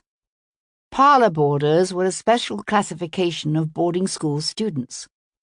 Living at a school the year around, they typically enjoyed their own bed and were granted the privilege of sharing the headmistress's parlour in the evening. Such students were frequently wealthy orphans or motherless children of men posted overseas. But sometimes they were the illegitimate, hidden offspring of a wealthy family. "What happened a few months ago?" asked Sebastian. "She turned 21 and came into her inheritance." "How did you happen to meet her?" Crispin looked up from the brooding contemplation of his Scotch. "My two sisters attended Miss Lamont's Academy. Last winter I inherited a small manor house nearby from a great-aunt. It was in a shocking state of disrepair, and I spent some time there setting it to rights. Emma, Miss Chandler, was my sister Georgina's particular friend, and often came with her to see me. Were you in love with her? Crispin pressed his lips together into a tight line and nodded as if he didn't trust his voice. Who were her family? Asked Archie. They should be notified. Crispin stared at him. But I don't know who they are. She didn't know who they were. Why was she here? Asked Sebastian. I don't know. But you did know she was here? No! The vehemence of the denial took Sebastian by surprise. I was on my way back from leaving my sisters and the Bonaparte girls with my aunt in Windermere, and I heard that a young woman named Emma Chance had been killed in Ayleswick. She sounded so much like my Emma that I... He paused to take a long gulp of his drink. She used that name sometimes, you see. Emma Chance. Like it was a joke, although I never thought it very funny. Chance child. It was a polite euphemism for a bastard. Sebastian studied the young man's bowed head and rigid frame. His grief was real, but Sebastian couldn't shake the suspicion that the young lord was being less than honest about something. Who do you think killed her? Sebastian asked. Crispin glanced up, his face blank. I've no notion. Why would anyone want to kill her? Who knew of your interest in Miss Chandler? No one. Crispin thought about it a moment, then added, Well, my sister Georgina, I suppose, and Louisa, but they would never tell anyone. Your mother didn't know. Crispin surged to his feet, his face white, his fists clenched. What the bloody hell do you mean by that? You didn't tell her. Not yet, no, damn you. And if you're suggesting that my mother that she would hire someone? Sebastian hadn't actually suggested it, but he found it more than interesting that Seaton's mind had instantly leapt to that possibility. Take a damper, Crispin, said Archie Rawlins. Crispin turned his head to glare at his childhood friend. Archie said, Someone killed her, Crispin. She told everyone in the village that she was a 28-year-old widow on a sketching expedition. Now we find out she's someone else entirely. That changes everything, don't you see? You can't be suggesting that she was killed because of me. No, said Sebastian, although I suspect she was here because of you. Crispin stared at him, his jaw slack. But why should she come here and pretend to be someone else? It makes no sense. Where has she been living since she left the school? In Little Stretton. It's a village to the north of here, near the Long Mynd. There's a teacher who used to be at the school. Miss Owens is her name. Jane Owens. She has a cottage there. Emma was very fond of her. He paused, his lips quivering. She had this scheme of the two of them opening a school together. It was obvious from the way he said it that Seaton had not been in favour of the idea. Can you tell us anything at all, that might shed some light on what happened to Miss Chandler? No. You think if I knew anything, I wouldn't tell you? Seaton drained his scotch and set the glass aside with a hand that was far from steady. Sebastian exchanged glances with Archie. An already puzzling investigation had just become considerably more complicated. So the Reverend decided to bury only Hannibal Pierce? Said Hero. Sebastian was standing in their private parlour, their small son in his arms. A portmanteau packed by his valet Calhoun stood near the door, and a message had been sent to Tom to bring round the curricle. He planned to leave for Little Stretton on the hour. Seems wise, he said.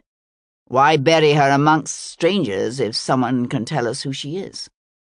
Crispin Seaton says Emma Chance, or rather Chandler, didn't know anything about her family. No, but her school must. So why not go to Miss Rowena Lamont's academy in Tenbury? I intend to. But first I want to know what Emma was doing here in Ayleswick, and I'm hoping this Miss Jane Owens can tell me. He smiled as Simon reached out one splayed hand to explore his father's nose. Hopefully, I won't be gone more than a couple of days. Hero said, I'm thinking I might spend some time looking into those 2 earlier suicides the vicar's wife was telling me about. What about your interviews for the article on the effects of the enclosure movement? He worried sometimes that marriage to him was distracting Hero from the life she'd once intended to have. She met his gaze, her face solemn. Finding this killer is important to me too, Devlin. Particularly if Emma Chandler isn't the first young woman he's murdered. She paused, her nostrils flaring on a deeply indrawn breath. Were they buried at the crossroads, do you think? Those other young women who were thought to have committed suicide, I mean. It was the practice in England to bury those convicted of the crime of felo de se at the crossroads with a stake driven through their hearts. The idea being that both the stake and the constant traffic above would keep their restless souls from wandering. He shook his head. I don't know, but probably. Superstitions die hard in areas like this. He saw her jaw harden, saw the glitter of outrage in her eyes.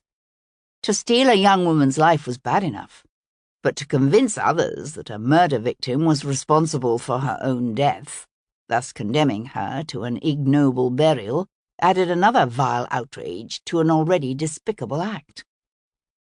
His gaze fell to the pile of women's clothing delivered that morning by Constable Nash. All were now neatly folded.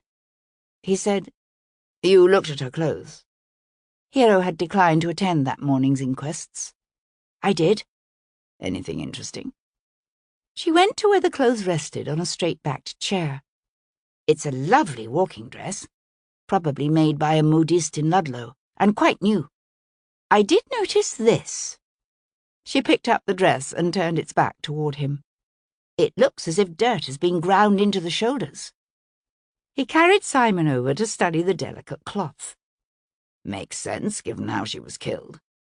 He shifted the baby's weight so he could finger the slightly abraded cloth. It probably also explains the faint scrapes on her back. Her killer was pinning her down, and she was struggling. How perfectly ghastly.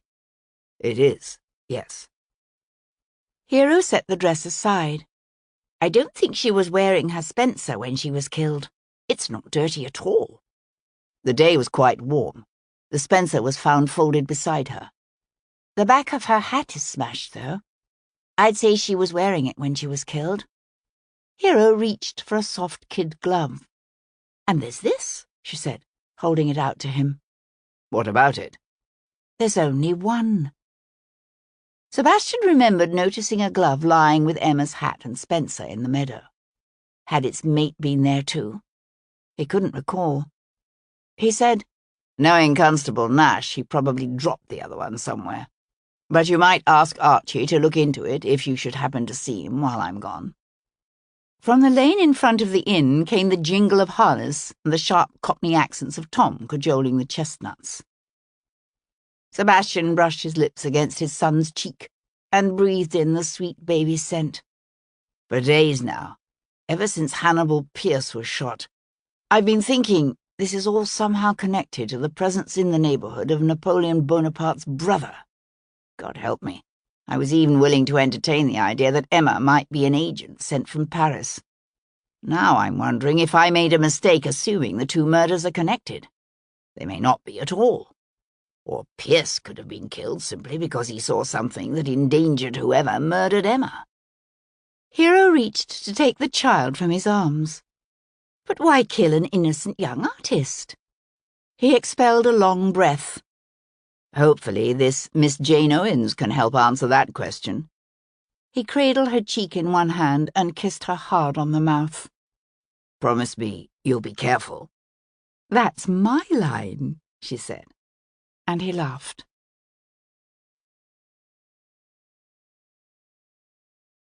Chapter 28. Sebastian reached the village of Little Stretton late in the afternoon of a long, golden August day. Lying some 14 miles to the north of Ludlow on the main coach road that led to Shrewsbury, the village nestled at the base of a stretch of highlands known as the Long Mynd. Its cottages were a charming mix of half-timbered red brick and weathered grey stone, its gardens of hollyhocks and tumbling roses well tended, the breezes sweeping down from the hills above, sweetly scented by the slope's tangle of gorse, bracken, and heather. Miss Jane Owens lived in a somewhat dilapidated whitewashed cottage situated on the banks of the River Ashes Hollow. She answered the door herself, a small, slim woman in her 40s, with a no-nonsense starched white cap, covering short, curly brown hair barely touched by grey. Her forehead was high, her mouth small, her grey eyes wide with surprise at finding a fashionably dressed lord standing on her porch, and an elegant curricle with a well-bred pair of spirited chestnuts at her gate. "Miss Owens?" he asked with a bow. "Yes," she answered pleasantly. But she was obviously good at reading people, because whatever she saw in his face caused her smile to falter. "There's something wrong, isn't there? What is it? Dear God, what has happened?" "I think you'd best sit down before I tell you," said Sebastian. He had come equipped with a letter of introduction penned by Lord Seaton, but it didn't look as if he would need it. She gripped the edge of the door, her lips pressed tight. "No. Tell me now." "It's Emma Chandler," he said. The horror and dread that leapt into her eyes told him just how much the younger woman meant to her. "Please say she's all right." "I'm sorry," he said, and saw her brace herself for what was to follow. "I'm afraid she's dead." "I've been an educator for more than 25 years, said Jane Owens later as they walked along the banks of the swiftly rushing river. "Every child is unique and distinctive, each in his or her own way. But I never had a student quite like Emma." "She was an extraordinarily talented artist," said Sebastian. "She was beyond extraordinary. I firmly believe she had the talent to be as famous as Lawrence or Reynolds, if that was what she wanted." "But it wasn't." A faint smile touched the older woman's lips. "No, she wanted to open a school for girls like her." "You mean chance children?" Jane Owen cast him a thoughtful glance. "Have you known many such children?" Sebastian stared across the narrow, rocky river toward the barren slopes of the Long Mynd, rising gently above them. Amongst those of his class, such children were most often handed over to foster families and forgotten, if they weren't simply abandoned on the parish. Some were hidden away in schools, as Emma had been, but only a rare few were raised within the family, usually disguised as a distant cousin, their true identity carefully hidden even from the children themselves. "Not really," he said. She nodded. "I've taught several over the years. They have problems it's difficult for the rest of us to understand. Those of us who grow up within a family—" She gave a quick, dry laugh. "Even if it's not one we particularly like, that family still helps us define who and what we are. It is so much a part of us that we tend to take that aspect of our identity for granted." Sebastian remained silent, his gaze on the swirling waters beside them. He'd grown up thinking he knew his family, only to realize that it had all been a lie, that half of his heritage was a question mark, a dark, mysterious unknown that alternately intrigued, tormented, and repelled him.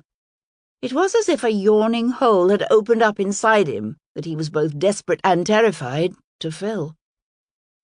"But these children," Jane Owens was saying, "the ones who are given away or secluded and kept a secret, they have no sense of who they are, of who and what they come from. They can only imagine, dream, wonder.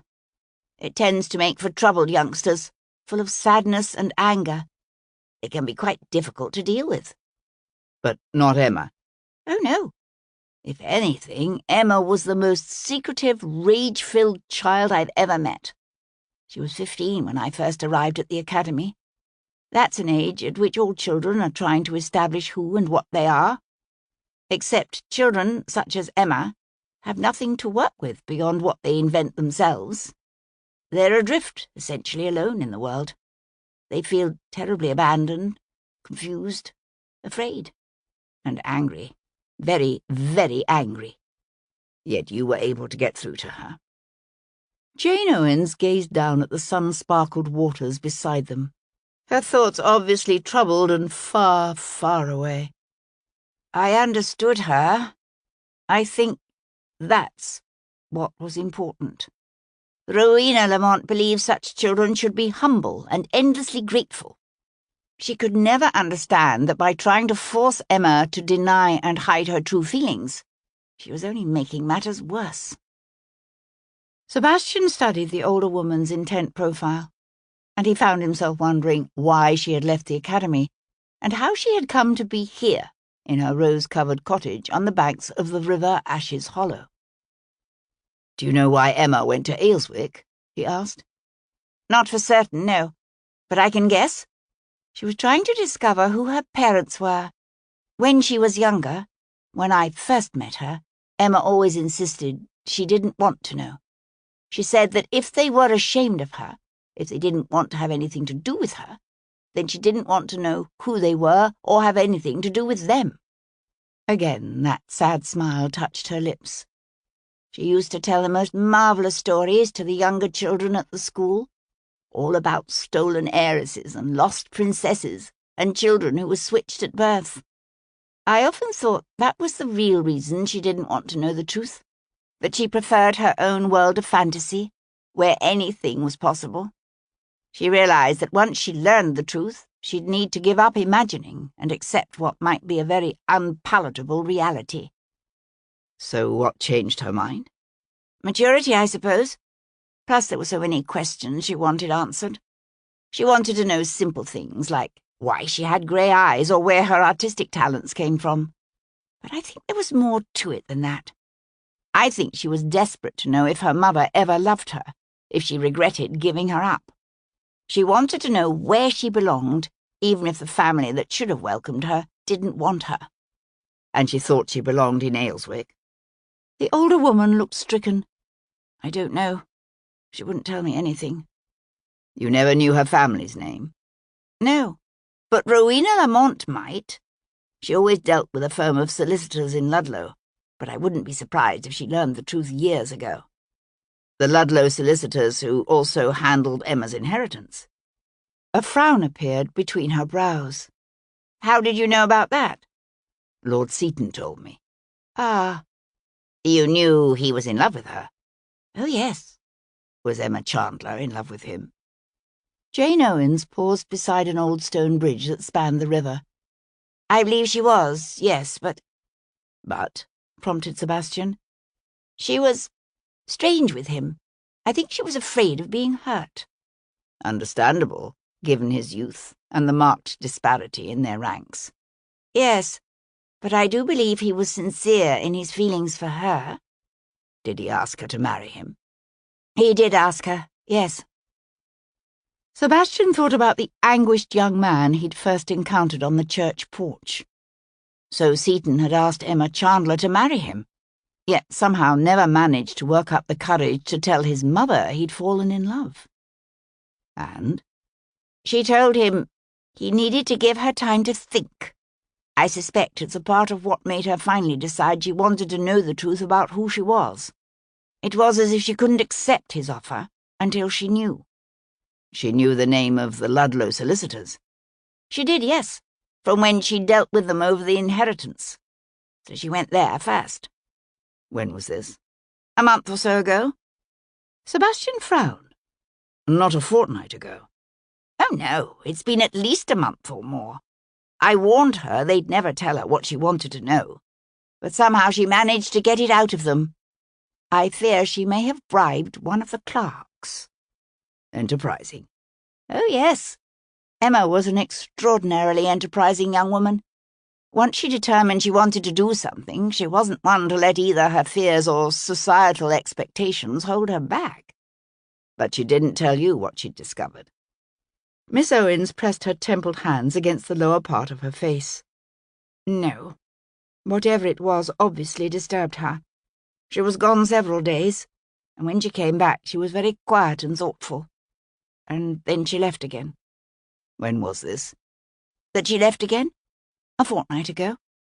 Did she tell you where she was going that time? No. Although I gather it must have been Ayleswick? Yes, said Sebastian. Although she had stopped at Ludlow again on the way, she'd registered at the Feathers Inn as Mrs. Emma Chance, and then set about assembling a wardrobe appropriate for a woman claiming to have been widowed some 6 months. Miss Owens rested her outstretched palms on the top of one of the low stone walls edging the bridge and leaned into her arms. The air smelled of clean running water and blooming heather and sun-warmed earth, and she was silent for a moment, her gaze on the rippling waters flowing beneath them. Then she looked over at him. "I don't understand. Why should someone kill her? How could anyone do that? She was so full of life, so passionate, so brilliant and strong. She had her entire life ahead of her, so many dreams and plans, so much to give, and someone took it all away." Sebastian found it hard to meet the woman's pain-filled gaze. "Is there nothing you can tell me? Nothing at all that might help make some sense of what happened to her?" "No, I can't think of anything." "Would you mind if I looked at her room?" The request seemed to take her aback. Then she blew a harsh breath out through her nostrils and nodded. "No, I can see it must be done." "I would like your assistance." She nodded again and pushed away from the bridge.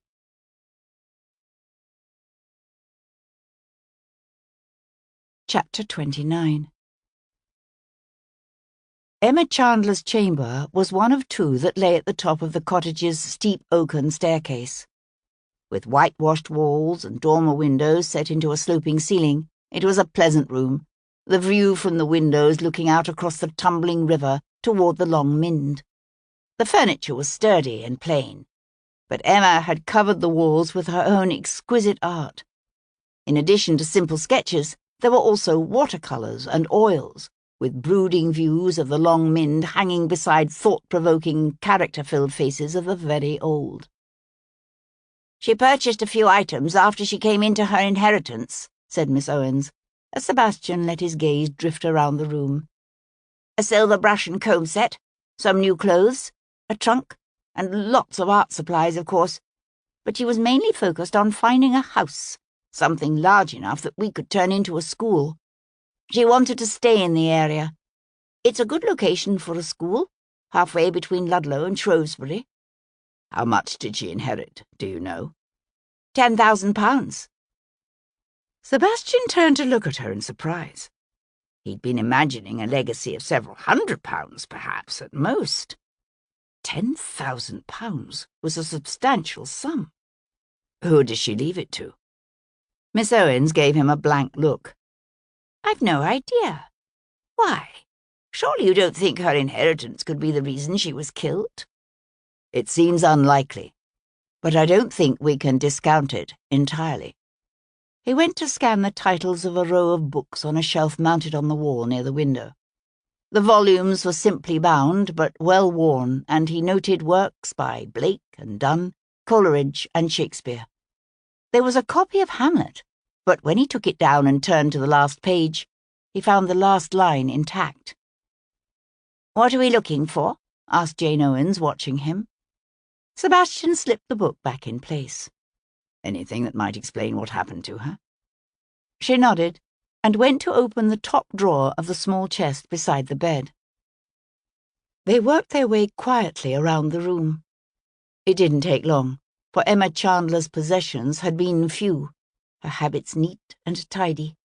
It wasn't until he noticed a pencil sketch of Crispin Seaton tacked up near the window that something occurred to him.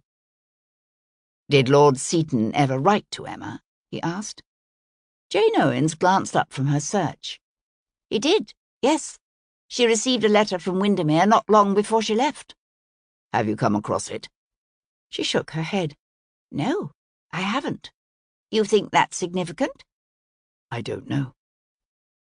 Jane Owens was searching a small cupboard built into the wall beside the fireplace when Sebastian noticed a strange charcoal drawing affixed to the inside of the cupboard door.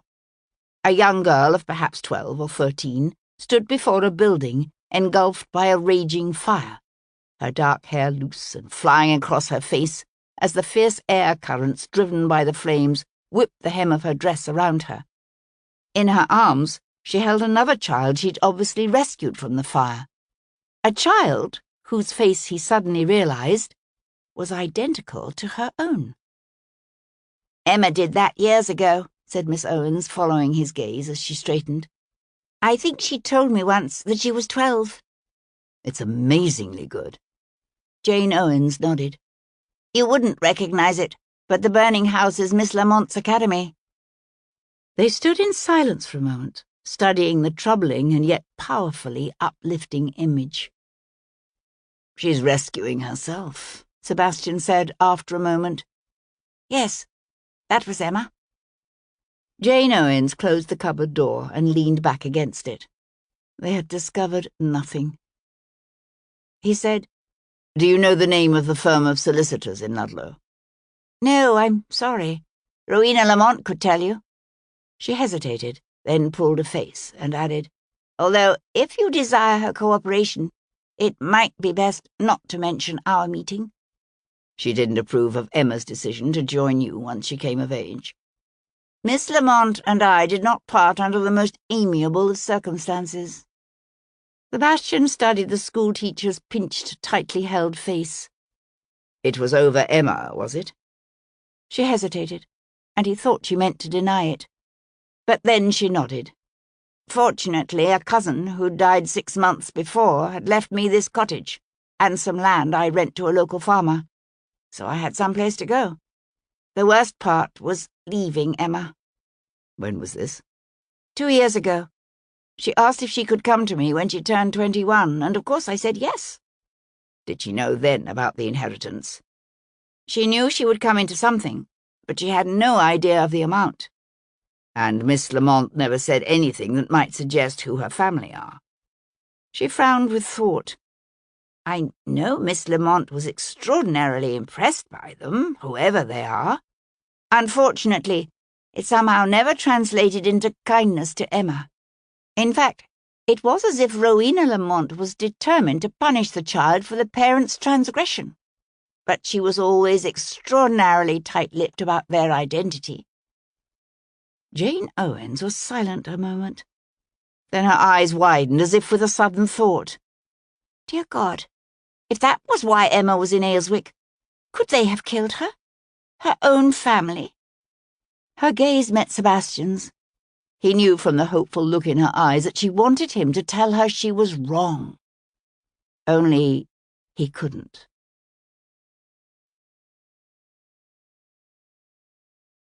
Chapter 30.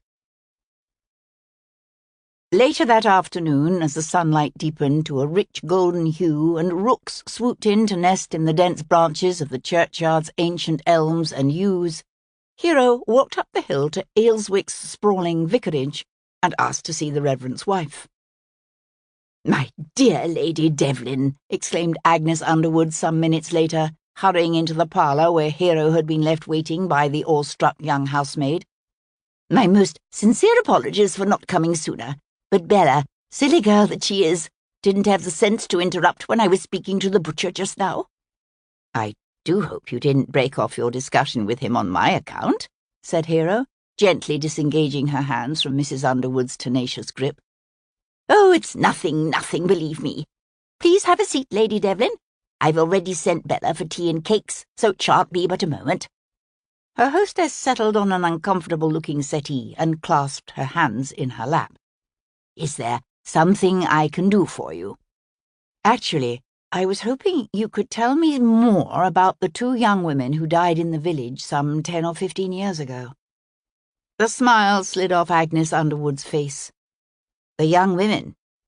She pursed her lips and pulled her chin back against her neck like a turtle drawing into its shell.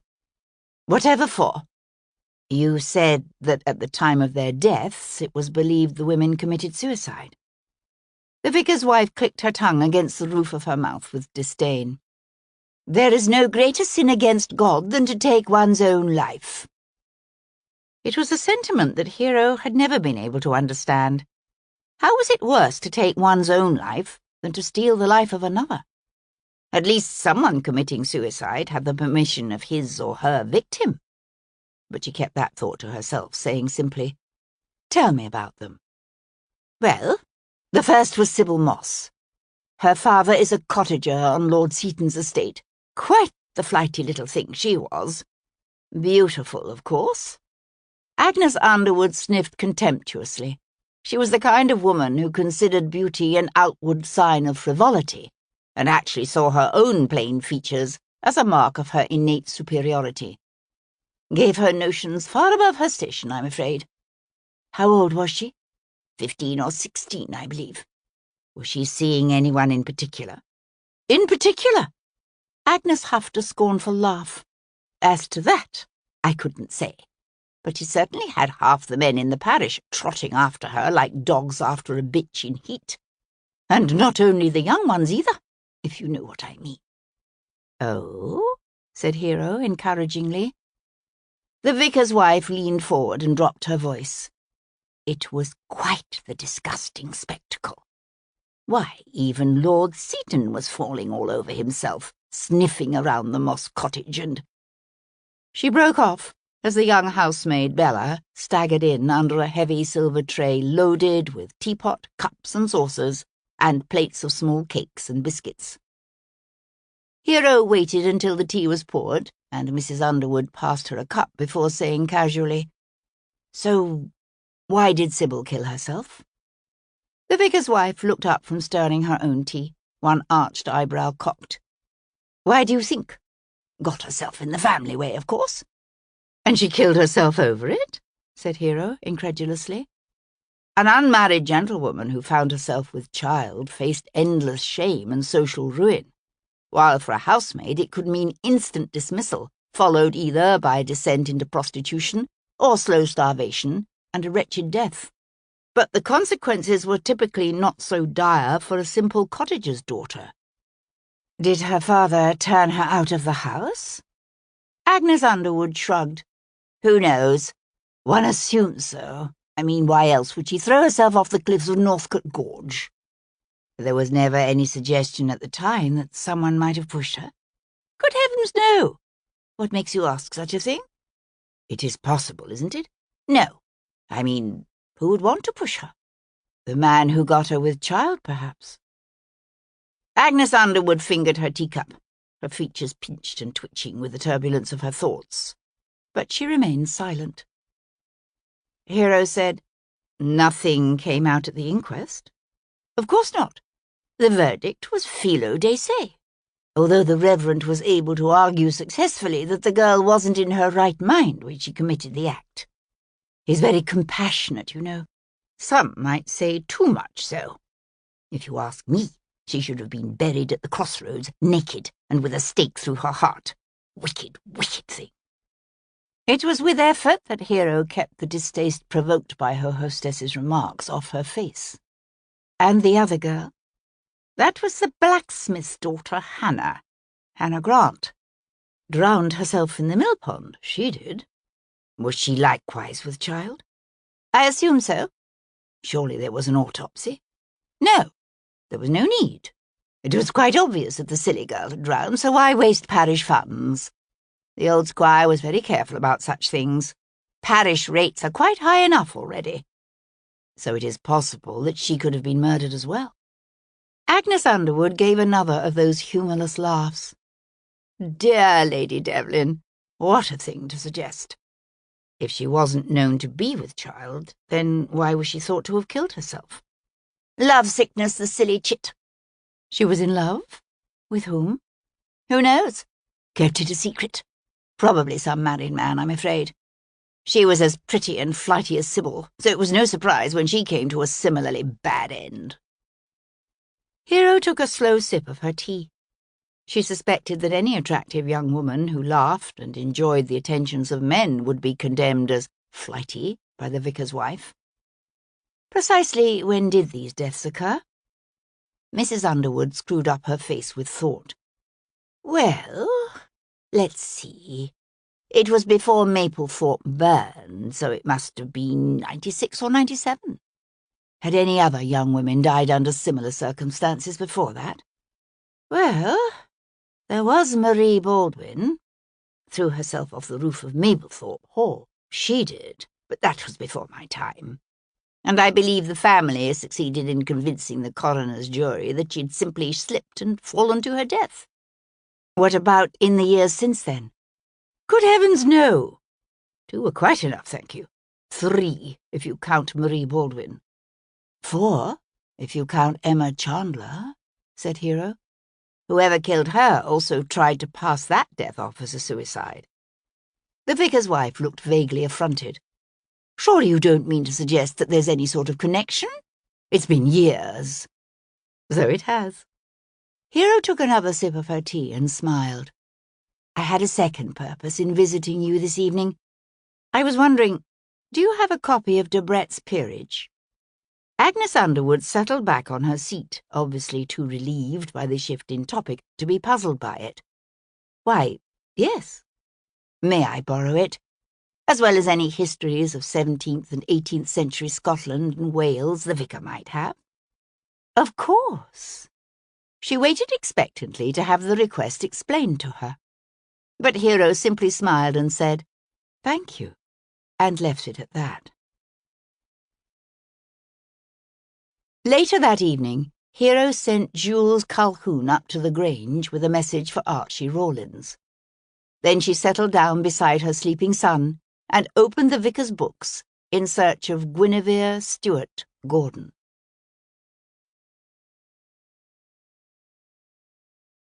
Chapter 31. Saturday, 7th of August. Sebastian left for Tenbury early the next morning, after having stopped the night in an old half-timbered inn on the edge of Little Stretton. The day had dawned cool and misty, with heavy white clouds that hugged the tops of the trees and obscured the upper heights of the Long Mynd. He made the drive in easy stages, resting his horses along the way.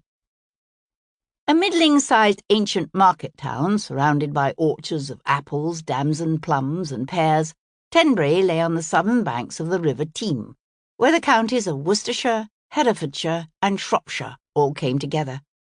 In the spring, when the fruit trees bloomed, the town could be lovely, with clouds of colourful, piercingly sweet petals that billowed through the narrow old streets. But on this wet, dismal morning, Tenbury seemed brooding, sombre.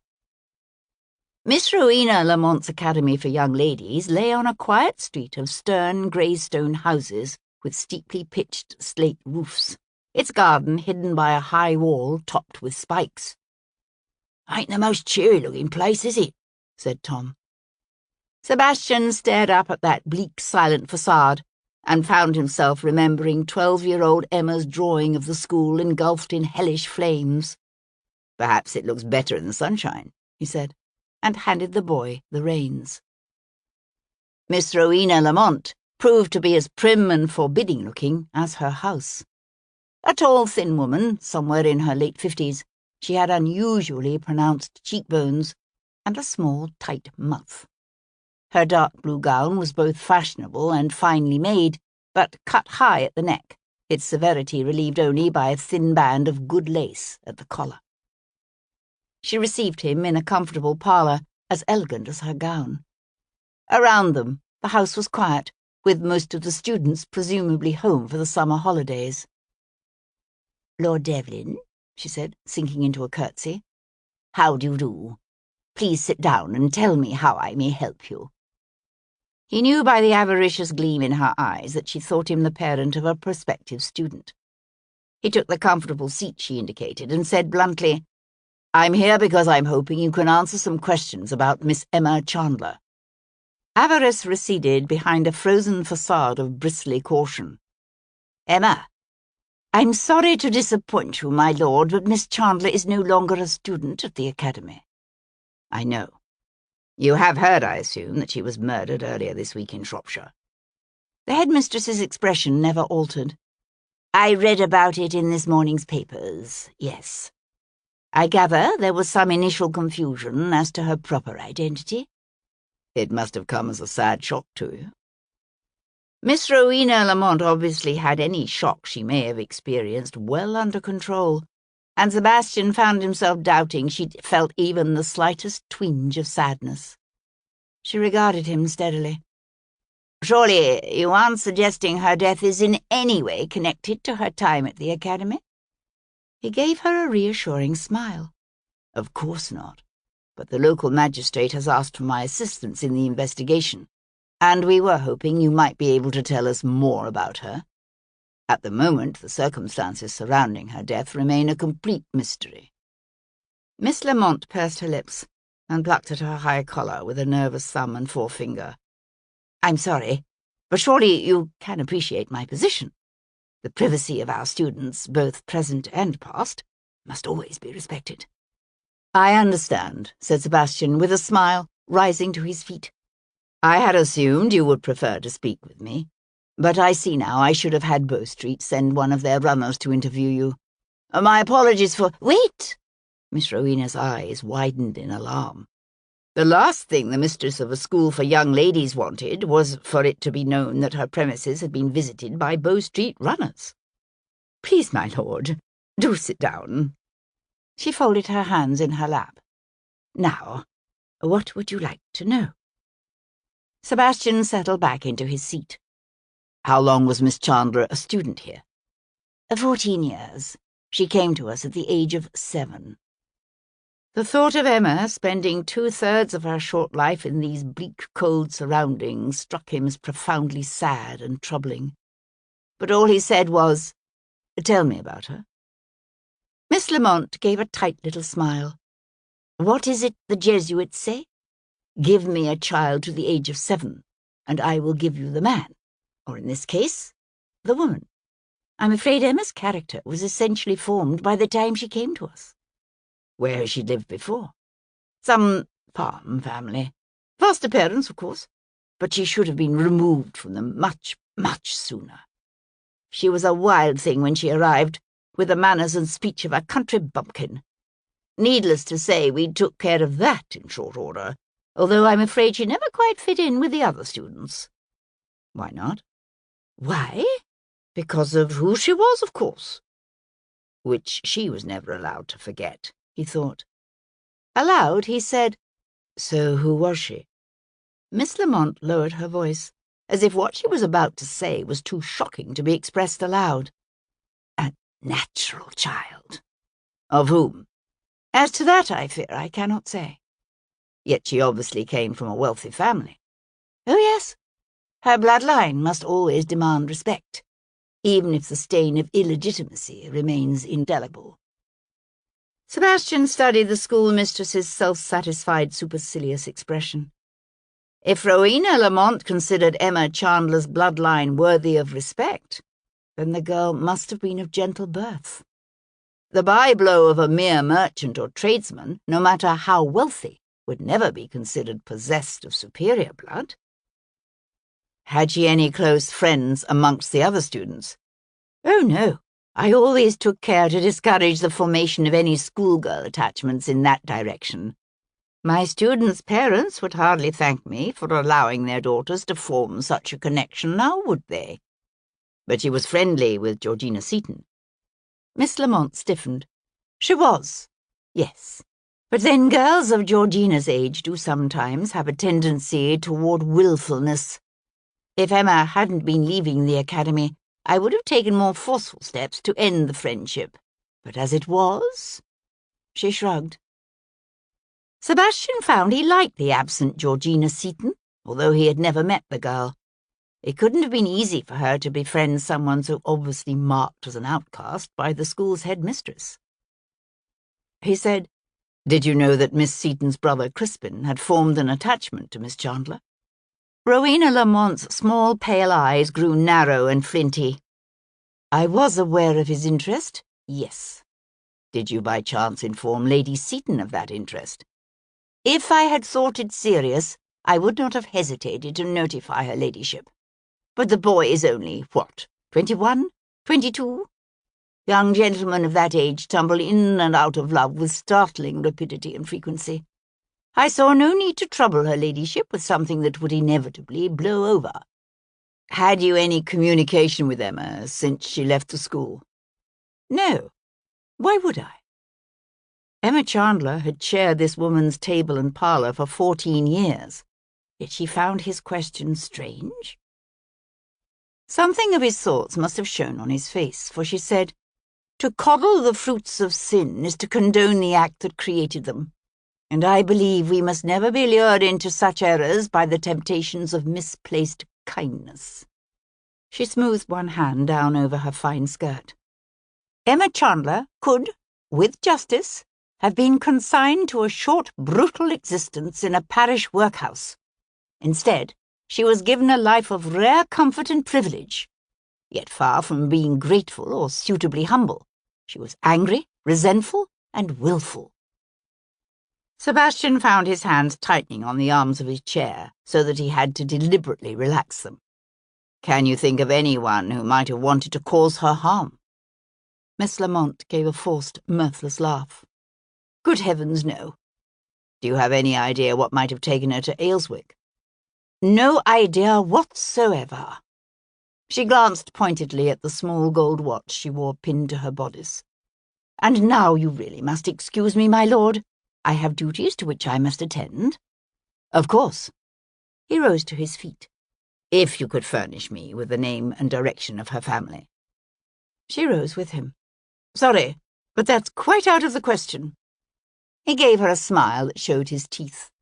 "Well, if you'd rather deal with Bow Street." She pursed her lips, her nostrils flaring with indignation. He thought for a moment that she still meant to refuse him. Then she said, "Wait here," and swept from the room. She reappeared a moment later to slam a folded piece of paper down on the rosewood table beside the door. "You didn't receive this from me, and if you try to claim otherwise, I shall give you the lie to your face. Good day, my lord. One of the maids will show you out." After she had gone, Sebastian went to unfold the slip of paper and stare down at what she had written. "Lord Haworth, Pleasant Park, Herefordshire." He folded the paper again and put it in his pocket. He was tempted to start for Herefordshire that afternoon, but one look at his tired horses told him the chestnuts had gone as far as they should in one day. "Did you find out who she was?" asked Tom, as Sebastian leapt up to take the reins. "Not exactly, but I now have a very good idea of where to look."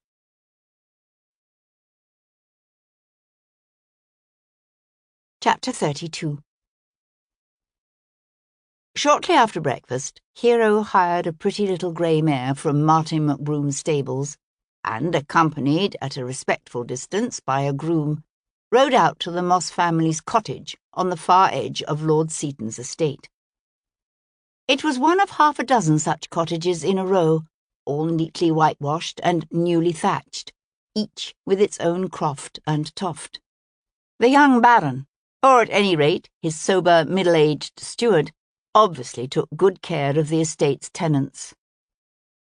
She reined in before the open front door of one of the middle cottages, where a tow-headed child of 4 or 5 who'd been playing in the dirt beside the step looked up at her in open-mouthed awe.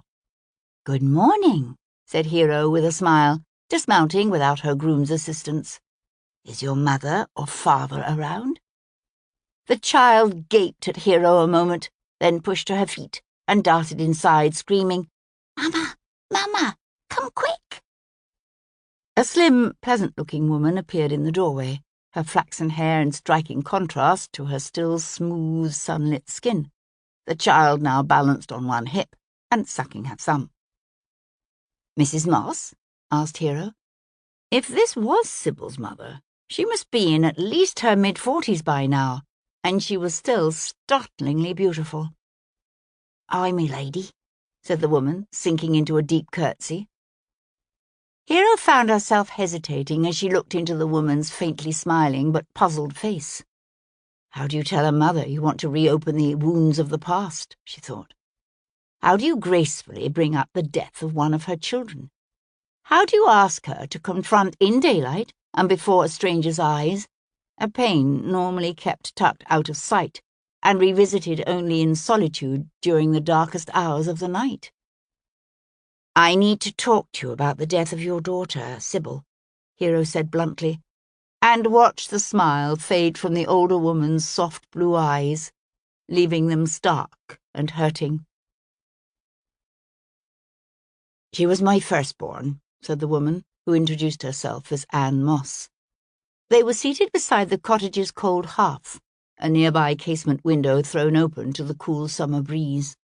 She held the little fair-haired girl in her lap and kept touching the child's cheek, her arm, her leg, as if to reassure herself of this living child's presence. "She was so pretty, my Sybil, as pretty as any angel in one of those popish holy pictures." Hero wondered where the cottager's wife had seen such an image, but kept the thought to herself. "Barely 16 she was. She'd always been such a good child. But you know what girls of that age are like, willful and feeling their oats." Hero found she could picture Sybil Moss quite clearly, a younger version of her mother, beautiful and nubile and joyously aware of her ability to turn heads and attract men. Lots of men. She would know she was desirable, know that her youth and beauty gave her a special kind of power, fleeting perhaps, but rare and valuable. "Is it true she was with child?" Hero asked, because she suspected the mother would not voluntarily betray her daughter's condition. A faint line of colour appeared high along her cheekbones. "She was, but she didn't kill herself over it. I don't care what that high and mighty coroner from Ludlow said. She didn't throw herself off the cliffs of the gorge because she was with child. She was happy about the baby. Do you know who the father was?" Anne Moss shook her head. "She wouldn't say. It was something she hugged to herself. A secret. But it was a secret she was proud of. I'm sure of that. She weren't ashamed of it." "How did your husband feel about it?" Anne Moss hesitated, then lifted the little girl off her lap and said, "There now, Lizzie, run along and play."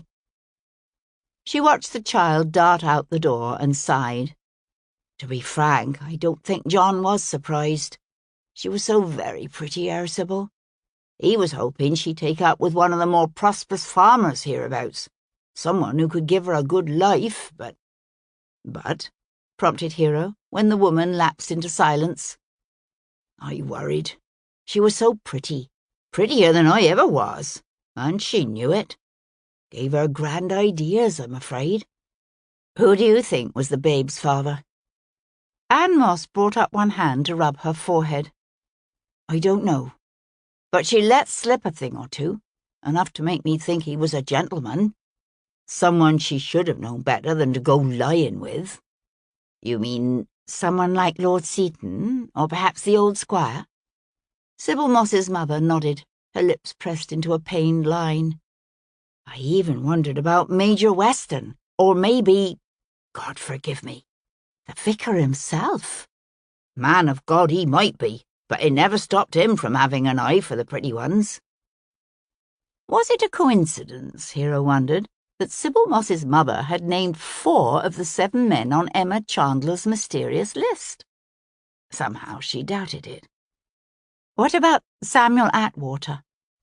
The older woman's face lightened with unexpected amusement. "Oh, no chance of that. Samuel Atwater's never had eyes for anyone but Lady Seaton. He'd marry her tomorrow if she'd agree to it." Hero remembered the steward's quiet, intense focus on the pretty petite dowager, and wondered why she hadn't figured that out for herself. "Tell me what happened the day Sybil died." Anne Moss stared down at the cold ashes on the hearth beside them, her face drawn, and suddenly much older looking, her fingers plucking at the cloth of her apron. "It was Midsummer's Eve," she said, as if that explained much. As indeed it did. The pagan origins of the rites of the summer solstice might be lost in the darkness of millennia past, but the date was still an important one in country villages. It was a time of drinking and dancing, when bonfires were lit along the fields, so that their herb-scented smoke might drift across the crops to ward off evil spirits and ensure a successful harvest. Young girls decked themselves in garlands of golden calendula and marigolds, and St. John's wort, symbols of the sun and the light and life it gave. Yet there was a marked undercurrent of darkness to this homage to the power of the sun, for on Midsummer's Eve, the boundaries between this world and the next were said to be thin and weak, and fairies roamed the land. Even as one celebrated the warmth and light of the sun, there was an acknowledgement that on this day the sun reached its zenith. In the days to come, the hours of light would shorten as the year cycled inexorably toward autumn and the cold, dark death of winter. "When did you last see her?" Hero asked quietly. Anne Moss lifted her gaze to the window. "She must have slipped away sometime after the bonfires were lit. I didn't even realize she'd gone until the fires had all died and she still hadn't come home. And even then, I only thought she was—" Sybil's mother brought up a hand to press her fingertips to her lips. The sinews in her throat corded with an old, festering guilt that was never going to go away. "God help me. I was so angry with her I went to bed and lay there thinking about how I was going to give her what for when she got home." "But she never came home?" Anne Moss shook her head. "I knew the next morning something was wrong. Knew she wouldn't worry me like that. My John and some of the other cottagers went looking for her. One of his lordship's shepherds said he'd seen her over by the gorge, so they—" Anne had to pause and swallow before she could go on. "They found her lying on the rocks beside the river. Her neck was broke." "Where in the gorge exactly? Do you know?" Hero was afraid the woman might find the question strange, but she answered readily enough.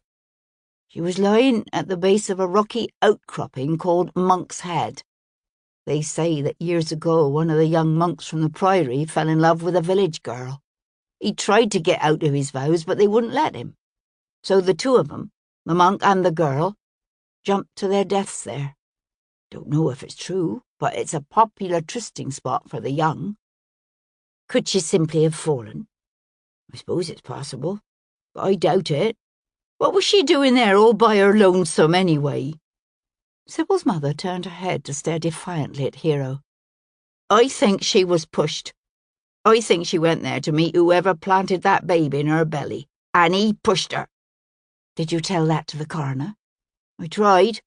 He didn't want to hear it. Of course he didn't want to hear it." She fell silent, her thoughts lost in the past.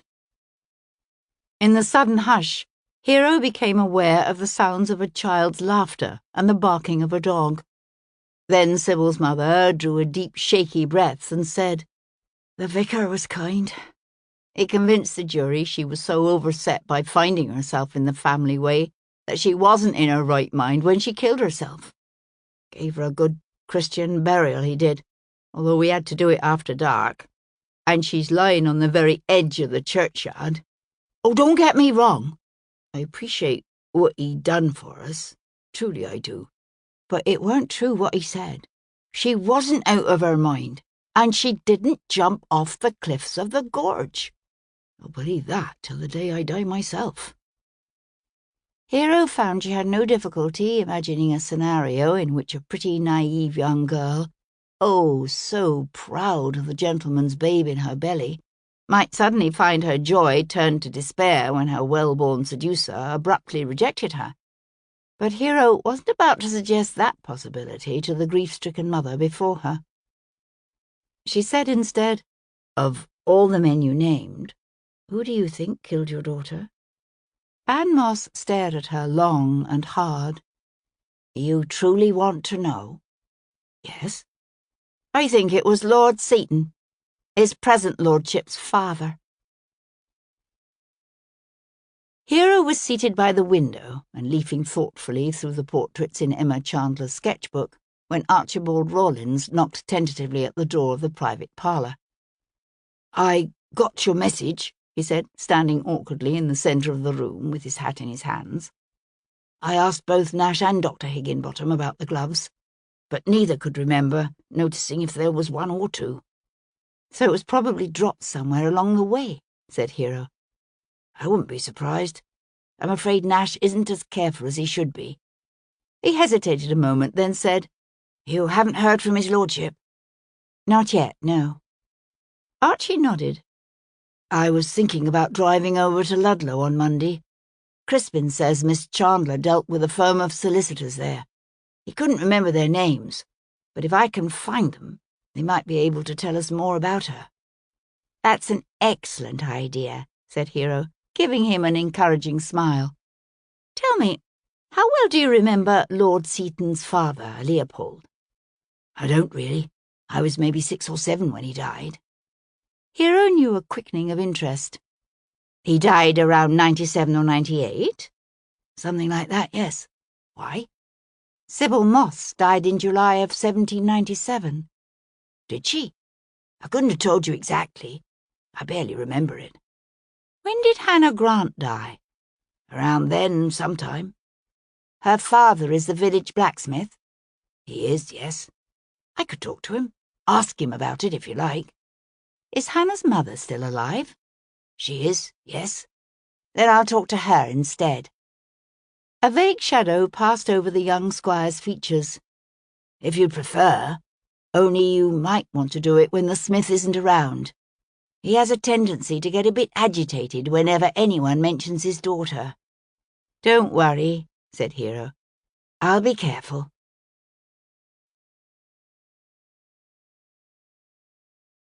Chapter 33. Later that afternoon, as a thick white band of clouds settled low over the village, Hero walked up the high street to the blacksmith's shop and a slate-roofed sandstone cottage that stood beside it. Remembering Archie Rawlins' warning, she carried with her a large, unusually heavy reticule. She could see Miles Grant still at his forge, the fire glowing red-hot as he worked the massive bellows, his sweat-gleamed face bent to his task. In the yard of the nearby cottage, his wife was taking down clothes from a line strung between a lean-to shed and a mulberry tree, her arms moving methodically as she unpinned and rolled her wash to stow it in the basket at her feet. If Mary Grant had ever been as pretty as her long-dead daughter Hannah, all traces of those days were gone. The passage of hard years had etched deep lines in her face, sagged her cheeks, and tugged down the corners of her mouth and eyes, so that she looked as if she were melting, as if life were dissolving her a little more every day. "Good evening," said Hero, with a friendly smile. The woman looked around and froze, and Hero saw the nasty bruise riding high on her left cheek, so purple it was almost black. "God above," whispered the blacksmith's wife as she cast a wary glance toward her husband's forge. "I know why you're here, me lady, but please, oh please, just go away." Hero watched the nerves in the older woman's face twitch with her distress. "I'm sorry, but I need to know about Hannah." Mary Grant's pinched eyes widened with alarm at the sound of her daughter's name. "Miles, he don't like me talking about her," said the dead girl's mother. "Won't even let me mention her name in his hearing, he won't. Says she shamed us." Hero was careful to keep her voice as bland as her expression. "You think she killed herself?" Mary Grant jerked one of her husband's shirts off the line, sending its pins flying. "It's what they said at the inquest, ain't it?" "When exactly did she die?" A painful spasm crumpled the mother's face. "The 24th of January, 1798. "Do you know if she was seeing anyone in particular at the time?" The smith's wife paused, the shirt clutched forgotten in her arms, a faint, faraway light kindling in her eyes. "She was so pretty. All the lads in the village were in love with her, and more'n a few who weren't lads, if you take my meaning. Even his lordship's father fancied her, he did. I know, because I saw him smiling at her once or twice. He always had an eye for a pretty face, he did. I told her not to make too much of it, that his lordship never meant well by any girl he smiled at. I think she listened to me. She weren't one for being foolish." Hero studied the older woman's tightly held, intense face, and suspected she spoke as much to convince herself as to persuade Hero.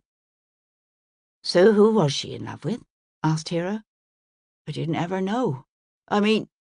She broke off, her head jerking toward the blacksmith's shop as Hero became aware of a beefy man in a leather apron descending on them, his powerful arms crossed at his chest, his broad, heavily jowled face dripping sweat, the cords in his neck rigid with his fury. "I'm sorry," said the smith's wife in a rush, bundling up the shirt in her hands and thrusting it into her basket. "I can't talk no more. Truly I can't." She seized the basket and disappeared into the cottage, leaving half the clothes still hanging on the line. "What you doing coming round here?" shouted Miles Grant, his voice booming out as his long stride closed the distance between them. "Coming round here making trouble. I'll teach you to go poking your fancy nose where it don't belong." He uncurled his arms, his knotted fists coming up as he descended upon her. "I'll show you." Hero calmly withdrew the small brass-mounted flintlock pistol from her reticule and thumbed back the hammer. "Come any closer, and I will kill you, without hesitation or compunction." He drew up abruptly, eyes widening with surprise as much as anything else. She knew from the twitching of his heavy, straight brows that the definition of the word compunction eluded him, but he understood the meaning of a loaded flintlock levelled unflinchingly at his chest. "You wouldn't shoot me," he said, although his voice lacked conviction. "Believe me, I would more than welcome an excuse to put an abrupt end to your miserable, brutish existence." He obviously believed her, because he took a wary step back, his hands dangling loosely at his sides, his face dark and swollen with the impotence of his fury. She wiggled the muzzle of her pistol. "Now, turn around and go back to whatever you were doing." "You can't order about a man in his own house." Rather than keep the pistol levelled on his chest, Hero readjusted her aim so that the muzzle now pointed at his crotch. "Let me assure you that I am an excellent shot. Now, turn around and go away. You are boring me." He didn't turn around, but he did back away from her, one step at a time, his dark, angry gaze fixed on her face. She waited until he'd backed all the way to his forge before she calmly walked away, the pistol still in her hand. She doubted he would actually have been so foolish as to harm her, although she had no intention of taking any chances. More likely, he had intended to use his size and his aggressive maleness to intimidate and frighten her.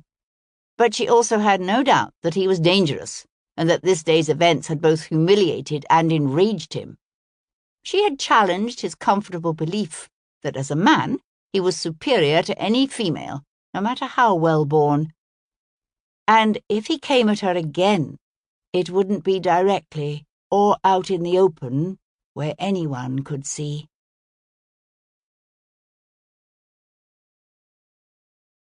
Chapter 34. Sunday, 8th of August. Pleasant Park, the ancestral home of the powerful Turnstall family, lay to the southwest of Tenbury, in the rolling, verdant country of Herefordshire. Nursing his chestnuts in easy stages, Sebastian arrived there in the afternoon. The sky was still overcast, with thickening grey clouds that robbed the day of light and warmth and cheer. Stately and pretentious, the house rose at the end of a sweeping oak-lined carriageway. Its walls were built of massive, carefully hewn sandstone blocks, the roofline bristling with tall chimneys that thrust up pale against the dark foliage of the wooded hillside behind it. The gardens were as stiff and formal as the house, with close-cropped lawns, trim yew hedges, and old-fashioned box-edged parterres. "Cool," breathed Tom, as Sebastian reined in before the house's grand Palladian-influenced portico. "Her family owns this?" "This, and another half a dozen estates besides," said Sebastian, hopping down to the gravel sweep. To arrive unexpected at such a grand country estate was considered bad form, so Sebastian wasn't surprised when he was shown to a small waiting room by a stately butler and left to cool his heels for a number of minutes. He'd about decided the current Earl must not be receiving when the butler returned with a bow to say, This way, if you please, my lord. He led Sebastian to a cavernous salon, with figured pink silk-covered walls, richly coloured marble pilasters, ormolu-mounted marquetry bureaus, and clusters of stately throne-like chairs and settees gathered around each of the room's 3 marble-decked fireplaces. Albert Felton Turnstall, 3rd Earl of Haworth, stood beside the room's central hearth, one arm laid along the mantelpiece in what was meant to be a relaxed pose, but instead came off as studied. He was of average height, but slight of frame, with reddish-blonde hair and swooping curly side whiskers. Sebastian knew him slightly, for the Turnstalls spent some months of every year in London. He was somewhere in his early to mid-30s, which meant that Emma Chandler was most likely the natural daughter of this man's father, the 2nd Earl. The Earl's mother, the Dowager Countess of Haworth, sat nearby on a tapestry-covered chair, her stout body rigid with anger, her colour high and her head thrown back. Sebastian had the distinct impression that mother and son had argued over whether to receive him, and that both knew the reason for his visit.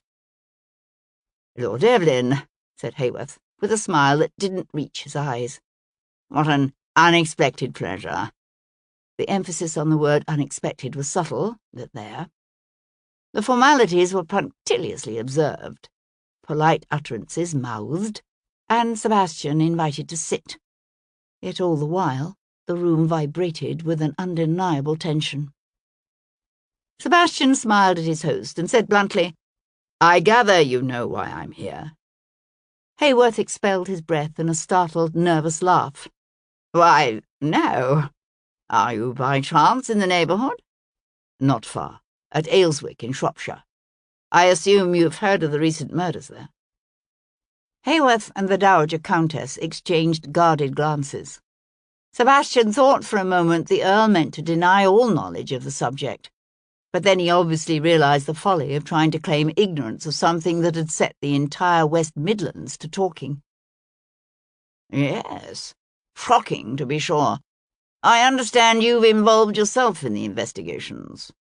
"I have, yes, and I'm afraid we've recently discovered that the dead woman's name was not Chance, as previously believed, but Chandler." He hesitated. "Emma Chandler."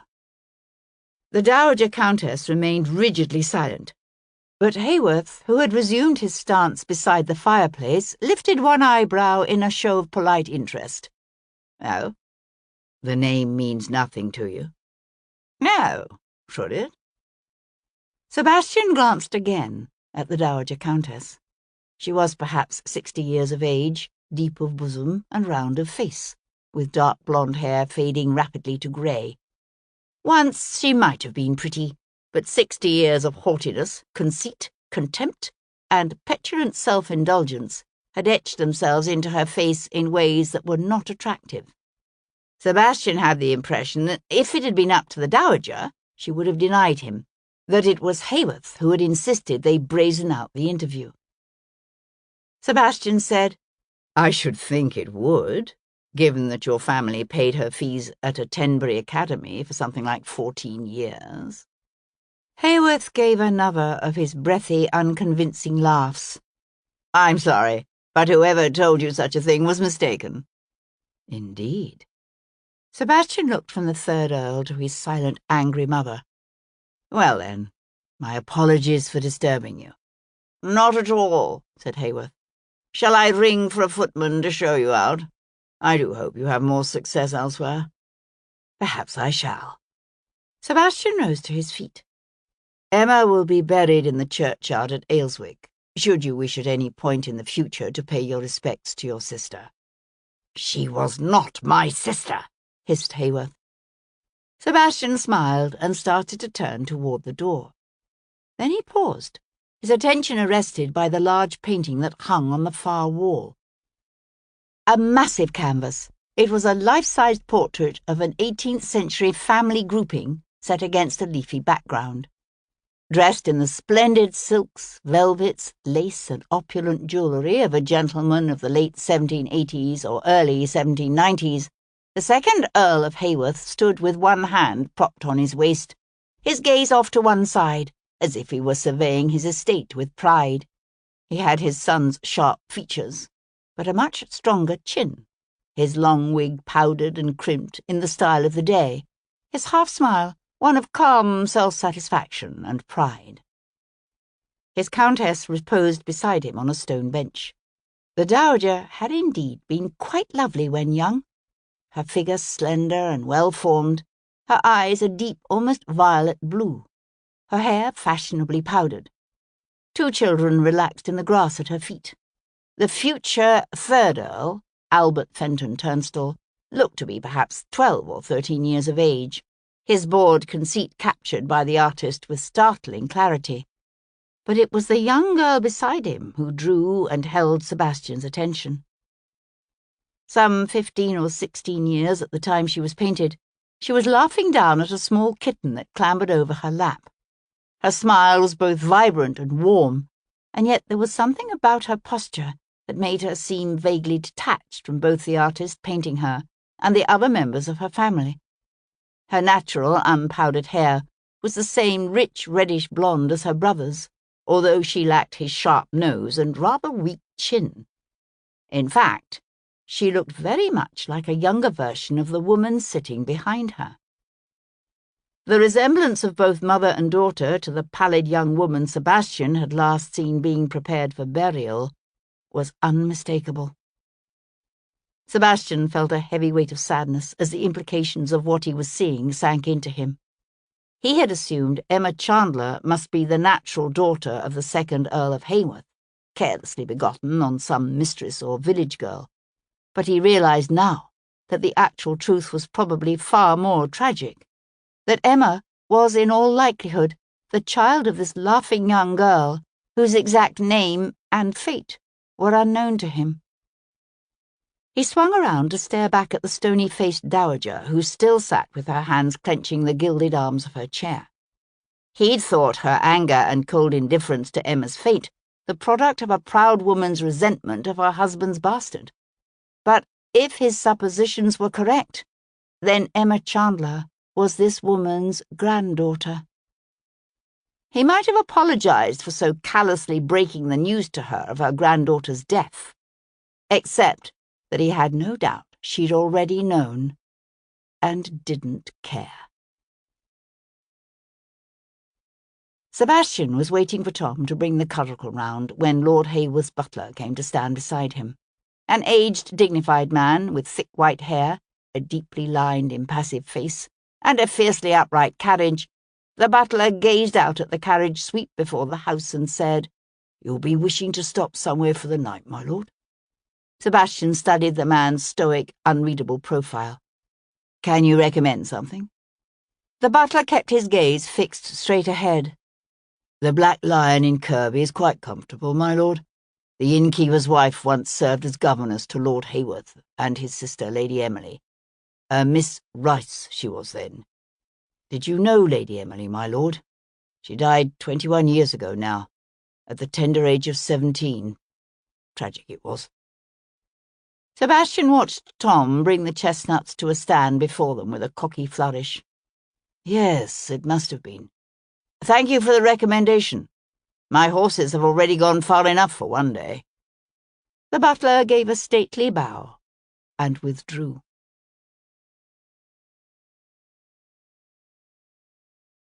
Chapter 35. The Black Lion proved to be a neat 18th-century brick inn with white casement windows and a steep slate roof. It stood in the centre of the village of Kirby, a small cluster of houses centred around a soaring 15th-century jewel of a church. The innkeeper was a large, jolly-looking man named Will Hanson. In his late 50s, with an ample girth, 3 chins and ruddy cheeks, he bustled forward to greet Sebastian with a wide smile, his voice booming. "Welcome, welcome!" But when he heard Sebastian's name, the smile faded into something pained. "Ah," he said with a heavy sigh, "you're here about the poor lass was killed up Ayleswick way." Sebastian paused in the act of swinging off his driving coat in the inn's flagged hall and looked over at his host in surprise. "How did you know?" Stayed with us some 3 or 4 weeks back, she did." The innkeeper motioned over a lanky half-grown lad. "Here, Richard, take his lordship's portmanteau up to the best bedchamber, while I have Bridget fetch some hot water." To Sebastian, he said, "And then I reckon your lordship will be wishing to speak with my wife." "Yes, please." I arrived at Pleasant Park when Lady Emily was 8 and her brother Albert had just been breeched, said Sarah Hanson. She was a plump woman, a few years younger than her husband, with silvery grey hair framing a plain, kind face. I was very young at the time myself. My father was a vicar in Worcestershire, but he died when I was 19, and I had no brothers. Fortunately, my father had seen that I was given a good education, and his successor was kind enough to assist me in locating a position. They were walking along a narrow, shady lane that wound around the village's ancient churchyard toward the fields beyond. The evening was as overcast and sombre as the day, the air cool and damp, and filled with birdsong from the rooks, jackdaws, and thrushes, coming in to roost in the soaring tops of the chestnuts and beech overhead. "I used to wonder what would have happened to Emily if I hadn't come along," said the former governess. "She was so very different from the other members of her family. She told me once that she felt like a changeling, although of course she was not. From what I've heard, I suspect she took after her grandfather, the first Earl, who was by all accounts a remarkable man. But he was dead by the time Lady Emily came along. She was a very unhappy child." "How long were you with the family?" Sebastian asked. "Nearly 10 years. So until Lady Emily died." Sarah Hanson's face pinched with an old but still raw grief. "She died in my arms." "In childbirth?" "No.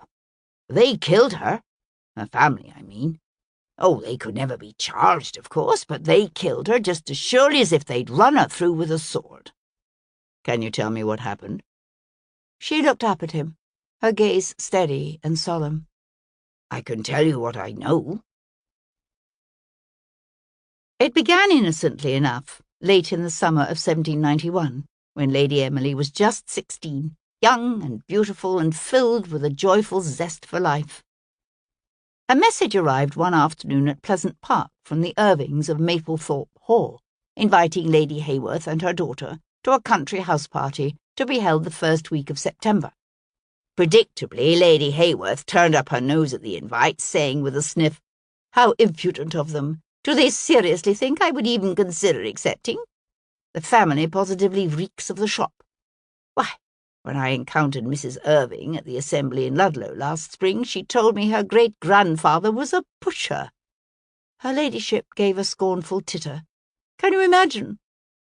But Lady Emily was eager to attend her first real grown-up house party, and so she assembled a carefully rehearsed list of arguments and approached her mother in her sitting-room several mornings later. "About the house party at Maplethorpe Hall," she began. Lady Hayworth was busy embroidering a fire-screen and barely glanced at her daughter. "What about it?" "I agree that Mrs. Irving isn't quite the thing," said Emily, clenching her hands behind her back. "But I do like her daughter, Liv. And you said yourself that I need more practice going into company before my coming out in London next spring." Lady Hayworth kept her attention focused on her needlework. "Your coming out is precisely why you must take care to avoid such entertainments. It would do you no credit for it to become known that you had lent your presence to a gathering of vulgar pushing mushrooms." "But that's just it, you see. The guest list is quite select. Liv wrote me all about it.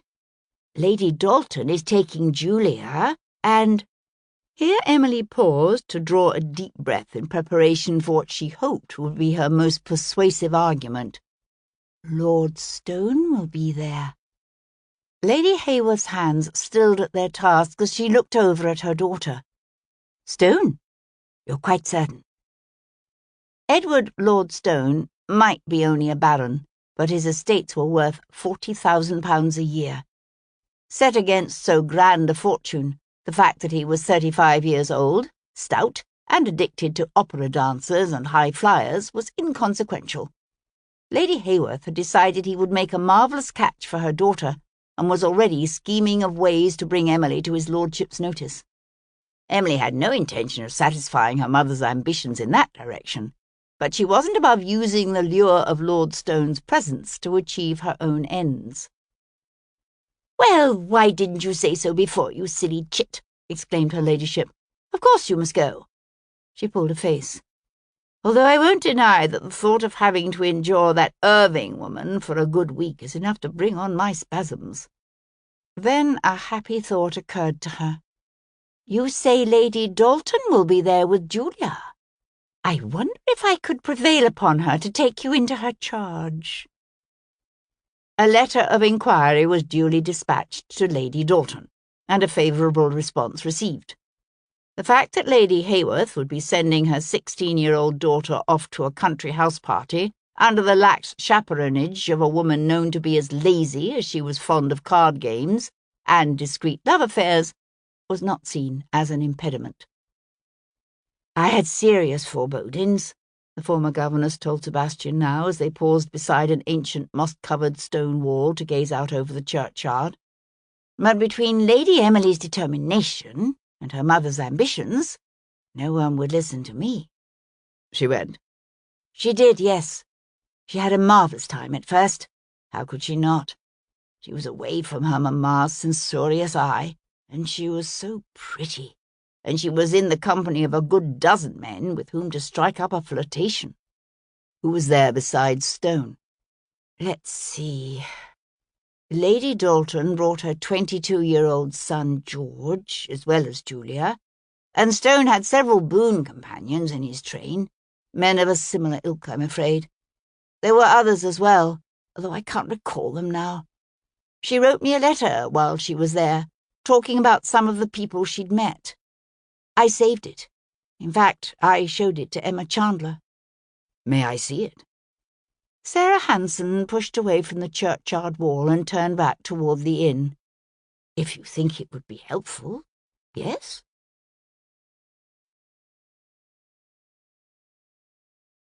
Chapter 36. The letter was yellowed with age and worn, as if its recipient had pored over it again and again in search of an elusive clue that might bring understanding, or at least some sort of comfort. Sarah Hanson slipped the folded pages from between the leaves of a Bible that rested on the table beside a comfortably worn chair in the Hansons' private parlour. She fingered it a moment, as if reluctant to have Sebastian read it, lest he harshly judge one who'd been so dear to her. "Remember, she was very young when she wrote it," she said, finally holding it out to him. "Just 16. Lady Emily's handwriting had been graceful and delicate, her enthusiasm for her first grown-up house party readily obvious in the letter's numerous underlinings and exclamation points. "My dear, dear Miss Rice. Oh, I am so glad Mamma was convinced by the lure of Lord Stone's presence to allow me to come to Mablethorpe, for I am having the most marvellous time. Thankfully, Lord Stone has shown not the slightest interest in me. I hear he prefers his women mature and experienced. No innocence need apply, which suits me just fine. Do you think if I tell Mamma she will abandon her matchmaking schemes, or will she simply blame me for not putting myself forward enough? His lordship and his companions are out most of the day shooting, and when they do return to the house, their attention is consumed by the billiards table, the contents of Mr. Irving's extensive cellars, and some foul-smelling things, I'm told, are called cheroots. Fortunately, the same cannot be said of most of the other gentlemen present, so it is only during the day that we ladies are forced to amuse ourselves with our needlework and reading and letter-writing, or rambling walks through the countryside into the village. I already wrote Mother and Father about my fellow house-guests, so shall I tell you instead of the village?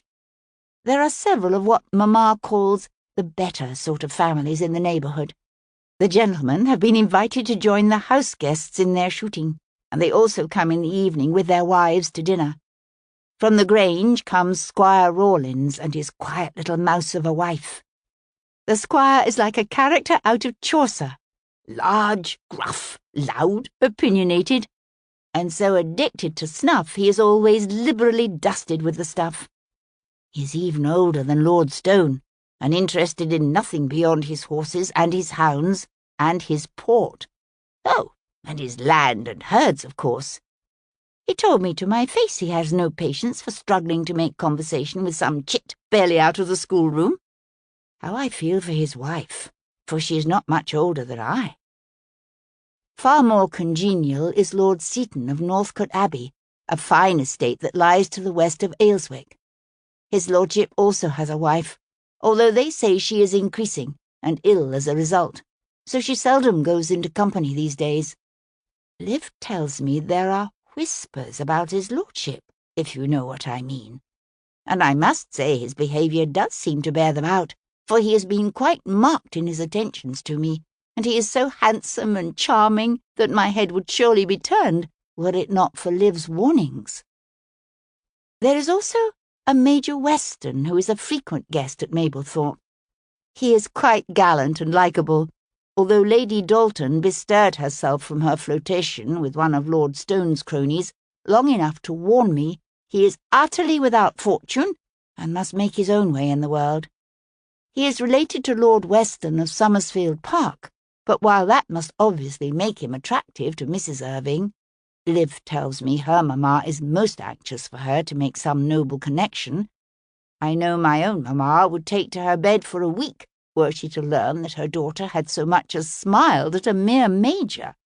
And if she were to hear about the brooding and romantically dashing young man down at the Ship, well, I do believe she would suffer an apoplexy. But not to worry, my dear Rice, for I am mindful always of what is owed my house, and am content merely to attempt to capture that young man's likeness in my sketch-book. If only my humble talents were equal to the challenge. On Sunday, those of us who were astir trooped down to the village for church services. I wish you had been there, so that I might have heard your opinion of the local vicar, one Reverend Benedict Underwood. He is only recently ordained. I believe the living was a gift from some uncle. His sermon on Galatians chapter 5, verses 19 through 21, was both thought-provoking and scholarly, although I fear it sailed over the heads of the vast majority of his parishioners. But I found his delivery most peculiar, for he reminded me of a thespian on a stage, quite self-consciously dramatic, and so very proud. He is an attractive man for a vicar, if you like that look. I do not, although not surely quite as handsome as he believes himself to be. I told him in all sincerity how much I enjoyed his sermon, and was tempted to add that I would love to hear him expound on 1 Samuel chapter 16, verse 17. But I was a good girl, and held my tongue. It was while we were still on the porch that a strange lout of a boy from the village, Reuben Dickey is his name, tried to chase a billy goat right into the church. They claim he is harmless, half-soaked and yampy, as they say here in Shropshire.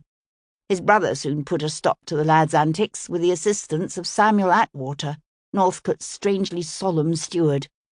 But as they led Reuben away, he threw me such a look over his shoulder that I've quite made up my mind to avoid the village from now on.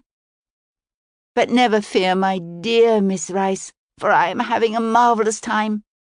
I can't wait until next February, when we go to London. And now I must dash off, for Mrs. Irving has got up an expedition to Northcote Gorge, which is said to be quite lovely, and haunted by the ghosts of two star-crossed medieval lovers. I will write more later. Your devoted pupil, Emily. Sebastian was silent for a moment, caught by the pathos of the long-dead girl's joyous enthusiasms. He folded the paper and handed it back to the former governess. She never wrote again. Sarah Hanson tucked the letter back into the book. No, she came home 3 days later. I knew the instant I saw her that something dreadful must have occurred, but she refused to speak of it. I didn't learn the truth for another 2 months. when she realized she was with child. She nodded. She was forced, although I'm afraid Lady Turnstile refused to believe her. Insisted that if Emily hadn't given herself willingly, then she must have done something to make the man think she would welcome his advances. She never named the father. No. All she would say was that he was one of the men she had written me about, and that marriage to him was impossible. Once, after the child was born, I heard her whisper to the baby that she had her father's hair, but that was the only hint she ever gave. So the father was dark? Yes. Sebastian thought of the men named in the letter. He understood now the origins of the list they'd found in Emma Chandler's room. Of all the men mentioned in her mother's letter, only Lord Stone had been missing from Emma's list. But then Stone, nearly 60 now, and ridden with syphilis, was famous for his full head of bright ginger hair. What happened when Lady Turnstile discovered her daughter was with child? Sebastian asked. She sent her away. I had a cousin living in reduced circumstances in a large house in Barmouth, overlooking the estuary, and she was happy enough to have us come stay with her. Lady Emily was introduced to the neighbourhood as the tragic young widow of a major recently killed in the American colonies. A useful fiction, said Sebastian, and borrowed by Lady Emily's daughter herself decades later, although for a slightly different reason. The child came dreadfully early, said the former governess, going to stand at the window overlooking the village high street. She was so small and weak. I thought sure she would die, but she didn't. Most women in her situation would have hated the product of such a conception, but Emily was besotted with the infant from the moment she first held her. She was desperate to keep her. The Turnstiles refused. How could they do otherwise? I tried to reason with her, but Emily remained hopeful she could bring them around. Then, one morning in late August, we went for a walk along the estuary. It came on to rain not long after we left, so we turned back toward the house. A carriage was just pulling away from the gate as we came up. The instant she saw it, Emily started to run. Somehow she knew what was happening, even before we saw the face of her father's solicitor in the window. She screamed and begged for them to stop, but the coachman only whipped up his horses faster. She ran after the carriage until she could run no farther. Then she simply collapsed in the middle of the road, sobbing. Sebastian watched the former governess swallow hard, her hands clenching around the edge of the windowsill before her. He remained silent, waiting until she was able to continue. She lay there for what seemed like forever, curled into a ball, hugging herself while the rain poured down around us. I kept saying, "Lady Emily, you must get up. You'll catch your death." Finally, she looked at me and said, "You think I care?" She took sick. It didn't seem so at first. I finally persuaded her to let me help her inside. Then she went wild, demanded we return at once to Pleasant Place so that she could confront her father. We left for home that very day. I never knew precisely what passed between them, but I believe she threatened to shame the family and destroy her own reputation by taking out an advertisement in all the London papers proclaiming the child's birth and abduction to the world. Would she have done it? For the sake of the child? Oh, yes. And her father knew it. In the end, they reached a kind of compromise. She agreed to give up the child and keep its birth a secret, and he gave his word that the child would be educated and eventually inherit half of Lady Emily's dowry, or all of it, should she never marry. So what happened to her? That very night, after her interminable meeting with her father, she collapsed with a raging fever and putrid sore throat. She was dead in a week. Yet he kept his word. They did, yes. There was not much to like about the second Earl, but he was a man of his word. He genuinely loved his daughter and mourned her death. He set things up so that even in the event of his own death, his solicitors would see that the child was sent to school at the age of 7, and that her inheritance would be safe from his son, Albert. When did he die? 4 years later. The new Lord Hayworth knew of the arrangements. I assume he was told as soon as he came of age, although I can't say for certain. The truth is, I've had little contact with his lordship since Emily's death. Will asked me to marry him right after the funeral. Sarah Hanson gave a short, sharp laugh. Lady Hayworth was beyond horrified when I accepted. She actually tried to forbid me to do any such thing. After all, what would people think when they learned that her children had been taught by the local innkeeper's wife? Sebastian smiled. What indeed? He studied the former governess's plump, good-natured face. Sarah Hanson might be both better educated and considerably better bred than her innkeeper husband, but the truth was, she'd been extraordinarily lucky to marry him. Most impoverished, aging gentlewomen lived out their lonely lives in fear and want. Sebastian said, "Did Emma Chandler know who you were when she came here?" "No. In fact, she registered under the name Emma Chance. But I knew who she was the instant I set eyes on her. She was so very much like her mother. Only darker-haired, of course." "Did you tell her you recognized her as Lady Emily's daughter?" "Not at first, no. I was tempted. But it didn't seem right, putting myself forward like that.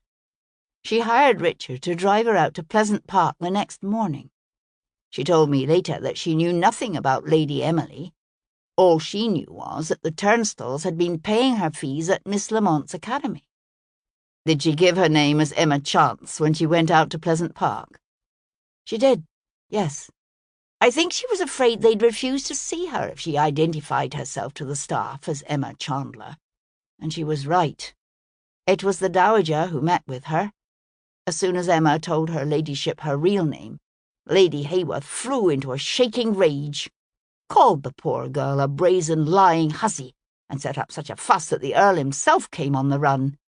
It was Hayworth who told Emma he'd call the constables if she ever dared show herself near the estate again."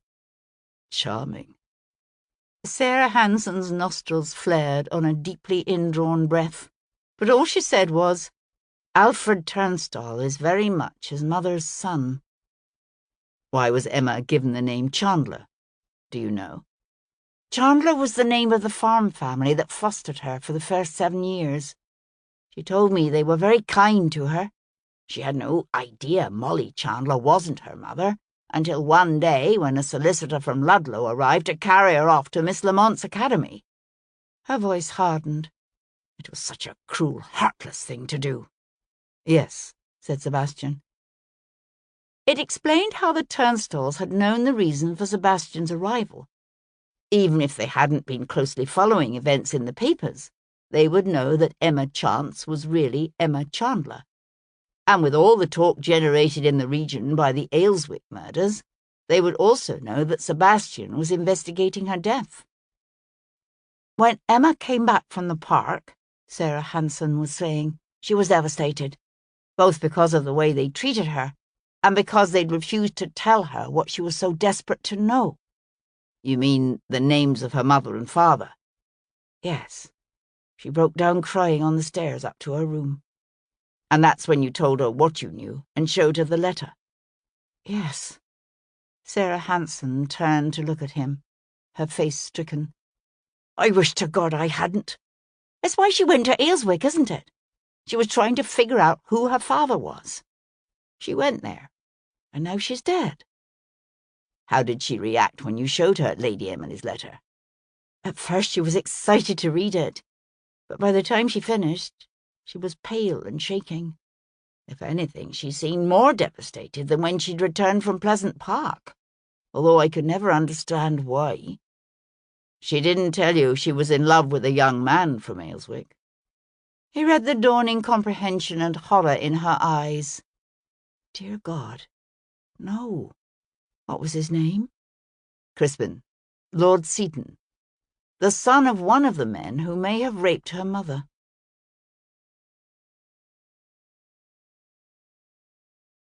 Chapter 37. Monday, 9th of August. Early the next morning, before he left the village of Kirby, Sebastian visited the small 15th-century church with its flying buttresses and fan vaulting and soaring stained-glass windows.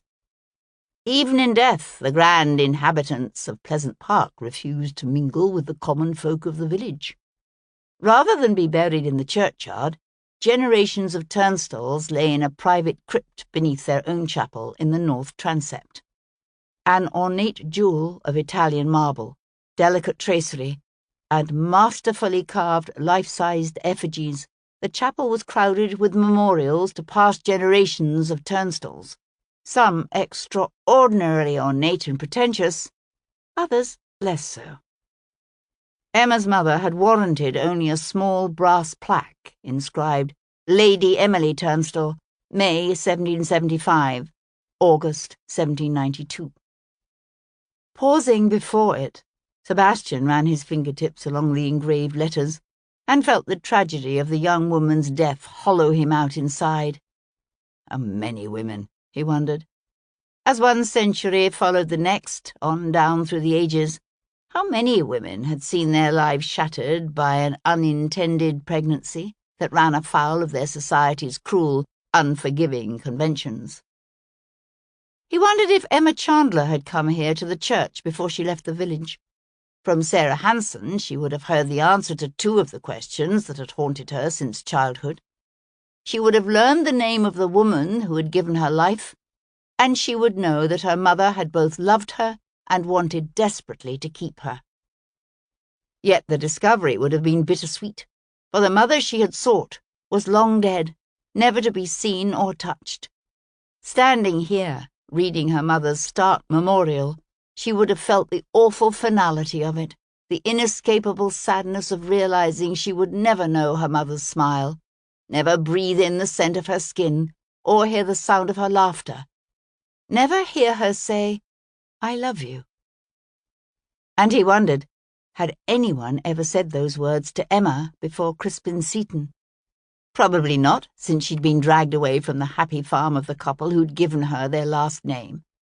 What would it have done to her to read her mother's letter and realize that she might lose Crispin too? There were 7 men mentioned in Emily's letter. The odds were slim that her mother's rapist would turn out to be the father of the man Emma loved.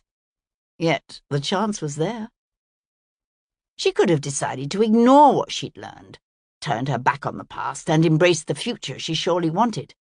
Instead, she'd been driven to learn the truth. Disregarding society's conventions, she'd disguised herself as a widow on a sketching expedition, and gone to Ayleswick. Had Emma somehow discovered the information she sought, Sebastian wondered? Was that why she had died? Had her reappearance in her father's life threatened the guilty man so much that he had killed her? Killed his own daughter? It was possible. Horrifying, but definitely possible.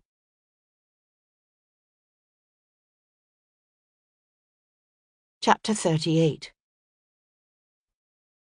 Shortly after breakfast, Hero left Simon with Claire and took the shady path that rambled through stands of old-growth oak and beech to the water meadows. It had rained during the night, but now the air was clear and fresh with the new day, the sunlight filtering down through the leafy branches overhead, golden and warm. Wrapping her arms around her bent knees, Hero sat on the moss-covered log where Emma's body had been found, and stared out at the slow-moving river. Devlin was right. There was nothing particularly picturesque or unusual about this stretch of the team. So why had Emma Chandler's killer chosen this spot to stage her suicide? Why? A hawk circled overhead, riding an updraft, and Hero tipped back her head watching it. The silence and isolation of the place settled heavily upon her. She could hear nothing but the sigh of a faint breeze through the treetops and the whine of unseen insects. Then a boy called to his dog somewhere on the opposite bank, and the moment was broken. "What happened to you?" she whispered, as if the dead woman's spirit still lingered there, haunting this place. What? And why? Why would someone kill an unknown young woman? Lust was the obvious answer. except the girl hadn't been violated, and there were no signs that she had been killed trying to resist a sexual assault, which suggested that either the killer knew exactly who she was and why she had come to this small out-of-the-way village, or her identity was meaningless, and she'd died simply because she'd somehow seen or learned something her killer didn't want known. Hero was contemplating this last possibility when she became aware of a strange sensation creeping over her, tense and unsettling. She was being watched. Holding herself very still, she glanced around the water meadow, her gaze raking the reeds down by the river and the tangled undergrowth of the stand of alders and willows that pressed in close. She was not a fanciful woman, but she profoundly regretted not bringing her pistol with her. She was searching about for a stout stick when a vague rustling drew her attention to a nearby patch of blackberries. "Hello," she said, recognizing the short, squat man barely visible through the brambles. "It's Reuben, isn't it? Reuben Dickey?" "Aye, ma'am." He stepped reluctantly from behind the blackberries, obviously discomfited to have been seen. And she wondered how often he did this, watch people quietly without their knowing. "Why were you watching me?" she asked with a smile. She hoped the smile didn't come off looking as tight and forced as it felt. He touched his forelock and bobbed his head. "Don't mean nothing by it, ma'am." "Do you come here often?" "Sometimes." He sniffed and wiped his nose with the back of his hand. She realized that his other hand gripped a small book elegantly bound in blue leather, but he was holding it awkwardly against his leg as if anxious to hide it from her view. "You have a book, I see," she said, still smiling. "What? Oh, aye, ma'am." His small eyes slid away. "Where did you get it?" "Found it, I did." "Oh? Where?" "I dunno. Just found it." "When?" "When? A few days ago, I reckon." "It looks like a lovely book. May I see it?" She held out her hand, and though he hesitated, she kept her hand out and gave him a stern look. He stumbled forward and surrendered the book. Somehow she knew, even before she saw it, what she would find engraved in gold lettering on the spine. Hamlet, William Shakespeare. She opened the book to the last page with hands that were not quite steady. Where the final words of the play should have been was now only a gaping hole. The last sentence had been neatly sliced away by a knife. "Where did you say you found it?" Hero asked again, flipping to the inside front cover. "I dunno. Always finding things, I am. Things other folks throw away." "You think someone threw this away? It's a lovely book." "Well, they must have, else how would I have found it?" "Only you don't remember where?" "No, ma'am." "Was it around here?" "Oh, no, ma'am." "How can you be certain if you don't—" Hero broke off, her attention arrested by the owner's name written in a small cramped script on the flyleaf. The Reverend Benedict Ainsley, Underwood. "I'd no idea it was missing," said the Reverend, staring down at the small leather-bound volume in his hands. "You say Reuben claims to have found it?" "You think he might not be telling the truth?" asked Hero. They were seated in the Reverend's book-lined study overlooking the churchyard. An ornate ormolu clock on the mantel ticked loudly in the sudden silence. The Reverend cleared his throat. "Let's just say that Reuben sometimes invents his own truth." "He also claims not to remember precisely where he found it." "Yes, well, that doesn't surprise me. There's nothing wrong with Reuben's memory. But if he thinks he might be in trouble, he's not above playing up his mental deficiencies for sympathy." "Why would he think he might be in trouble?" The vicar exhaled a long, pained breath. "Some years ago, when he was younger, Reuben, let's just say he had a habit of roaming at night and peeking into people's windows, especially cottages with pretty young girls. The old squire, He told Reuben he was going to put him in the stocks if he was caught doing anything like that again. Forbade him ever to be out after dark, in fact. But I'm afraid he does still go out at night, probably far more than anyone realizes. I wouldn't be surprised if he found the book on one of his illicit midnight sojourns, and that's why he won't admit to remembering anything. Hero thought about the night she and Devlin had seen Reuben on the village green, and the way his brother Jeb had come out to coax him back inside. The vicar ran his fingertips along the small book's spine. It's disconcerting, frightening even, to think that poor young woman's killer could actually have been here, in my house, stealing my books. When do you think the book was taken? I've no idea. It's been several years since I last read Hamlet. It could have been gone for some time without my knowing it. He rose to inspect a shelf that Hero saw contained a row of several dozen small, similarly bound volumes. They must have been tightly packed in before, because the space left by the missing play was not obvious. "Have any others been taken?" she asked. He stooped to inspect the titles. Doesn't look like it, no. He straightened and cast a bewildered look at the towering, crowded cases around them. Although I can't with any honesty say nothing has been taken from any of the other shelves. "You have an impressive collection," said Hero. The Reverend smiled with obvious pride. Thank you. "Do you remember who might have been in here last Sunday or Monday?" You mean around the time that unfortunate woman was killed? He shook his head. No, I'm sorry. One day does tend to blend into the next. Could you perhaps recall the names of those who might have been here in the last several weeks? He looked vaguely uncomfortable. Perhaps, but I really don't think I ought to be providing such information to anyone. We may not be papists, but we are still bound by the sanctity of the confessional. She shifted her gaze to the window and the expanse of worn, leaning headstones that stretched beyond it. "I'm told Sybil Moss is buried in your churchyard." Sybil? Underwood's face went slack with puzzlement. She is, yes. Why do you ask? I'd like to see her grave.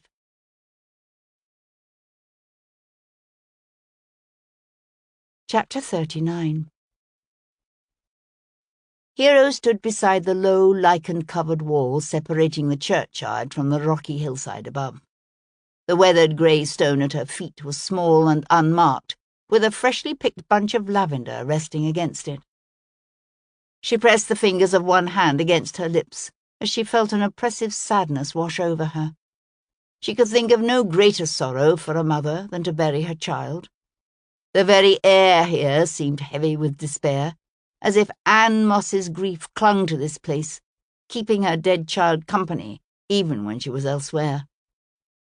The angry caw of a blackbird cut through the silence.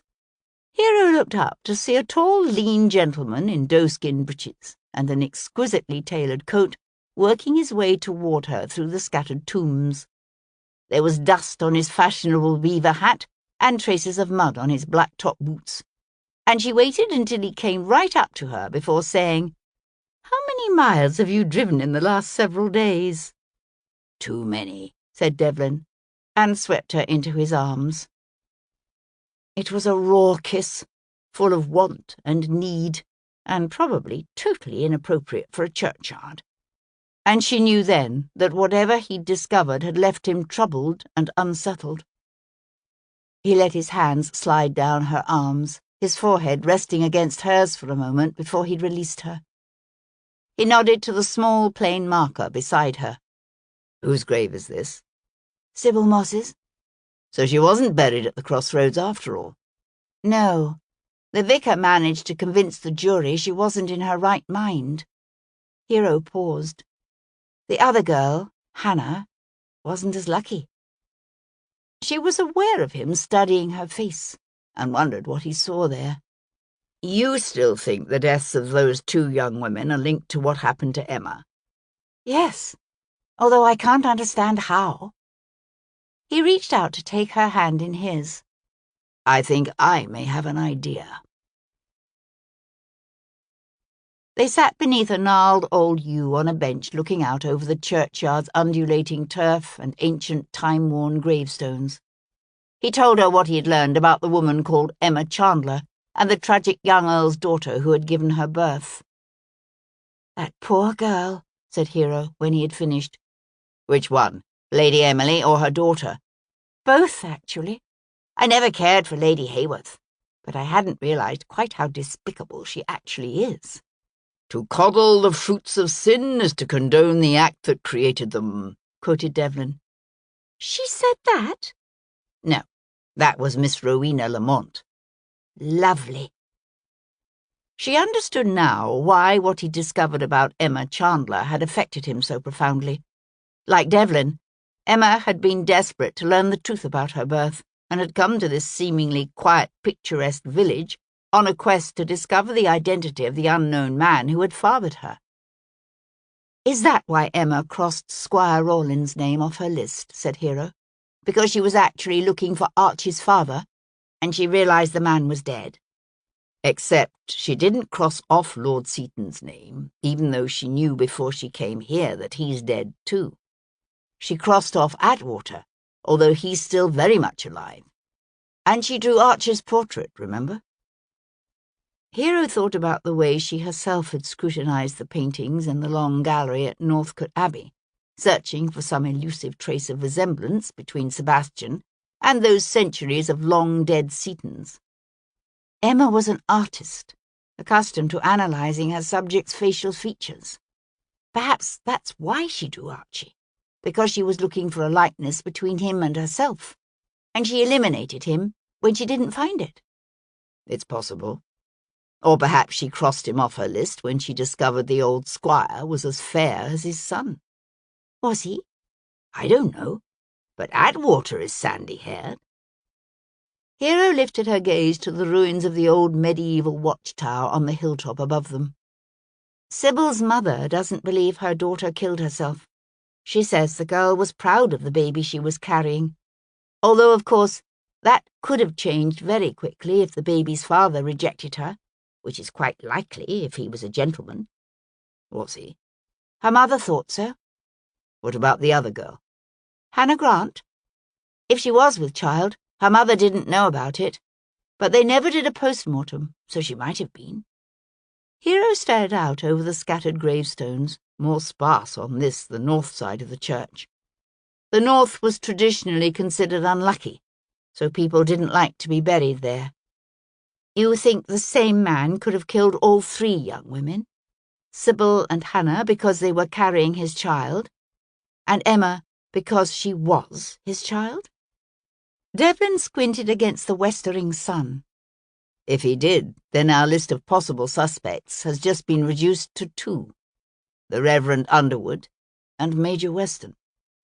She looked at him in surprise. "What makes you say that?" "Atwater is fair-haired.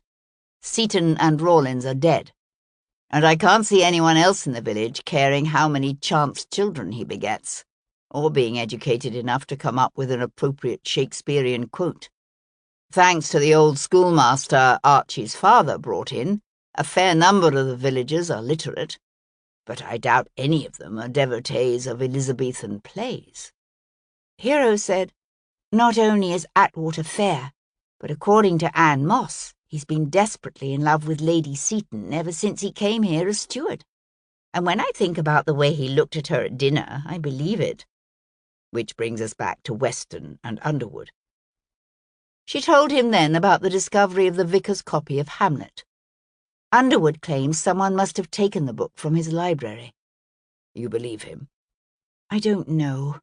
Sybil's mother told me the vicar has always had an eye for pretty girls, which is interesting, because the vicar himself used the exact same phrase, pretty girls, when we were talking about Reuben Dickey.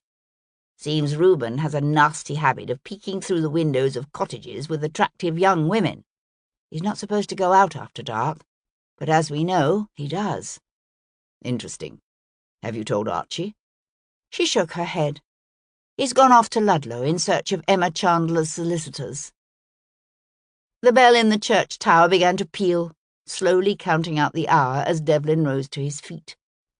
I think I need to have a little chat with Reuben Dickey. He knows damned well where he found that book." Hero rose with him. "What I don't understand is, why would he lie?" "I suspect the answer to that depends on where he actually found it."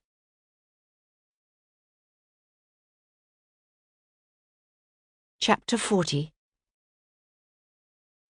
The village pump house was empty, the green deserted except for a couple of fat waddling ducks that quacked at Sebastian as he stood for a moment beside the weathered old building. Then he went to knock at the last of that line of half-timbered, thatched cottages overlooking the broad expanse of turf. The door was opened by a slight aging woman with a deeply lined face and white hair so thin it showed the pink scalp beneath. At the sight of Sebastian, she sucked in a startled breath and bobbed an awkward curtsy. The room behind her was small and low-ceilinged, with dark, heavy beams, and a vast, old-fashioned stone hearth, from which rose the pleasant aroma of stewing mutton and onions. "Mrs. Dickey," said Sebastian with a smile as he politely doffed his hat. "Sorry for disturbing you, but I'm looking for your son, Reuben." "Reuben?" She clutched the edge of the door with gnarled, arthritic hands. "What's he done?" "Nothing. I simply had some questions I wished to ask him." "He's usually at the—" She broke off, her eyes narrowing as she gazed beyond him to the pump house. "Oh." "You wouldn't happen to know where he might have gone?" Her gaze met his, then slid away. "He likes to wander, you know. Always going off, he is. But he should be back by dinner time. He does like his dinner, our Reuben. You want I should tell him you're looking for him, my lord?" "That would be helpful, thank you."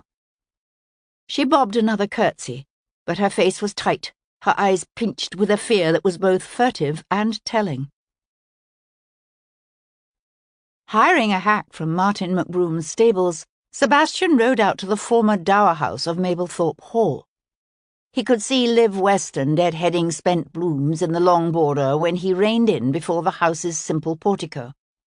She had an unfashionable straw hat tied over her fair hair, and an apron protecting her serviceable faded gown of dark blue muslin. A deep, weathered basket hung by its handle on one crooked arm.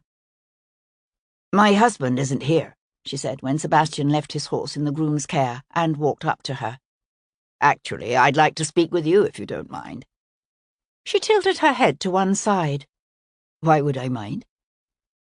Her face was faintly lined and browned from her days spent in the garden, her nose small and upturned, her cheeks rosy. She didn't strike Sebastian as the type of woman who would succumb to a fit of the vapours if she chanced to overhear her husband discussing an unknown woman's murder. So why had Weston been so anxious that first day to keep Sebastian away from his wife? He said, "We've recently discovered that Emma Chance, or rather Chandler, was the natural daughter of Lady Emily Turnstall. I understand you knew her?" Liv Weston's face went slack with surprise. "Emily? I knew her, yes. We were in school together for a year in Hereford. I had no idea She broke off, her breath hitching. Dear God, is that how Emily died? In childbirth?" Sebastian shook his head. "No, although it wasn't long afterward. When was the last time you saw her?" "It must have been—" She paused, thoughtful. "Yes, it was at a house party my parents gave the autumn before she died." "Did she ever contact you after that?" "She wrote to thank us, of course. But when I sent her a letter several weeks later, she never answered." Liv Weston was silent a moment, obviously doing sums in her head. "When was her child born?" "Late May. I'm told it came some weeks early." Sebastian watched as a strange hardness crept over her features. "Who fathered her, child? Do you know?" "No. It's why Emma Chandler was here in Ayleswick. She was trying to find out. Did you not recognize her? She resembled her mother quite strongly." Liv Weston shook her head. "No. To be honest, I've only the vaguest recollections of what Emily looked like. It's been so long. But, good heavens, are you suggesting that's why the young woman was killed?" He met her gaze squarely. I think it a strong possibility, yes. How well do you remember that September? Do you have any idea who might have fathered Lady Emily's child? Honestly? No. I was 17 and very much wrapped up in my own affairs. While Emily, she was quite pretty, you know. Pretty and fabulously well-born as well as wealthy.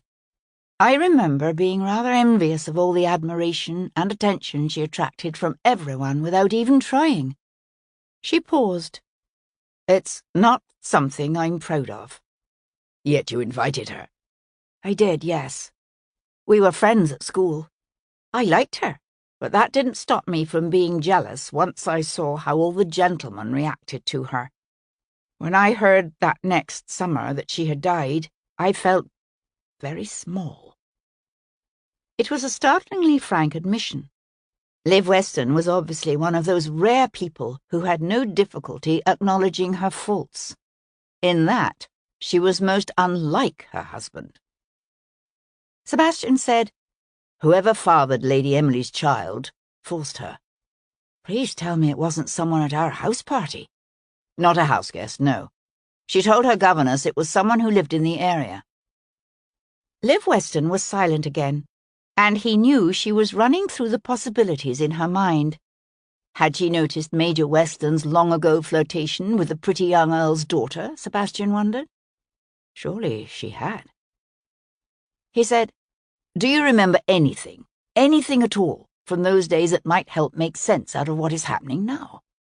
"Not really. You know what house parties are like. Lots of harmless flirting, and some not-so-harmless affairs."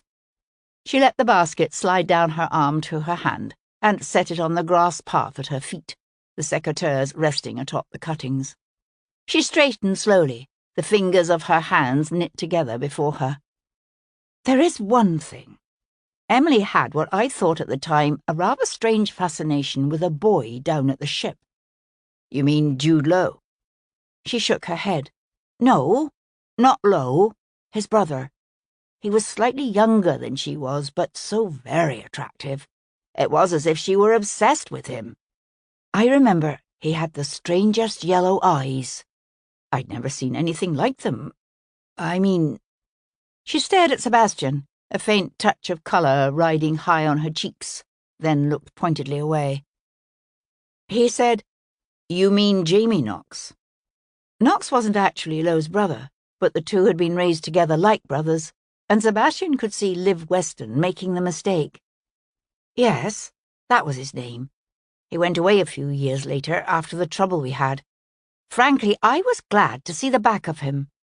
He may have been young, but he was dangerous.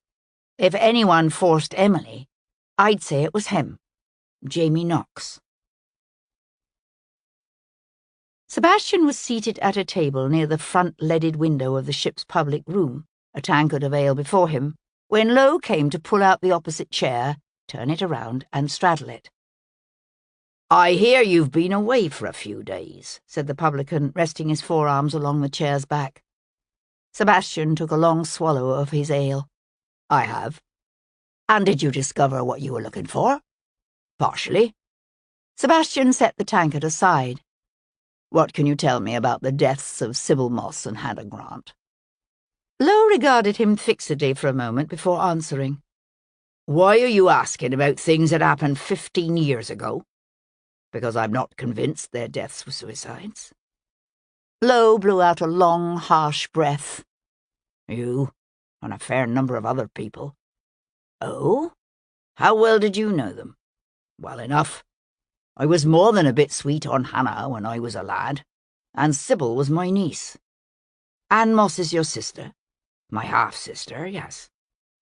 Sebastian was reminded again of just how interwoven the relationships between the inhabitants of a small, isolated village like this could be. "Do you know who the girls were seeing?" "Everybody knew. It wasn't as if he ever tried to hide it." "He?" "Seton, the present lord's father.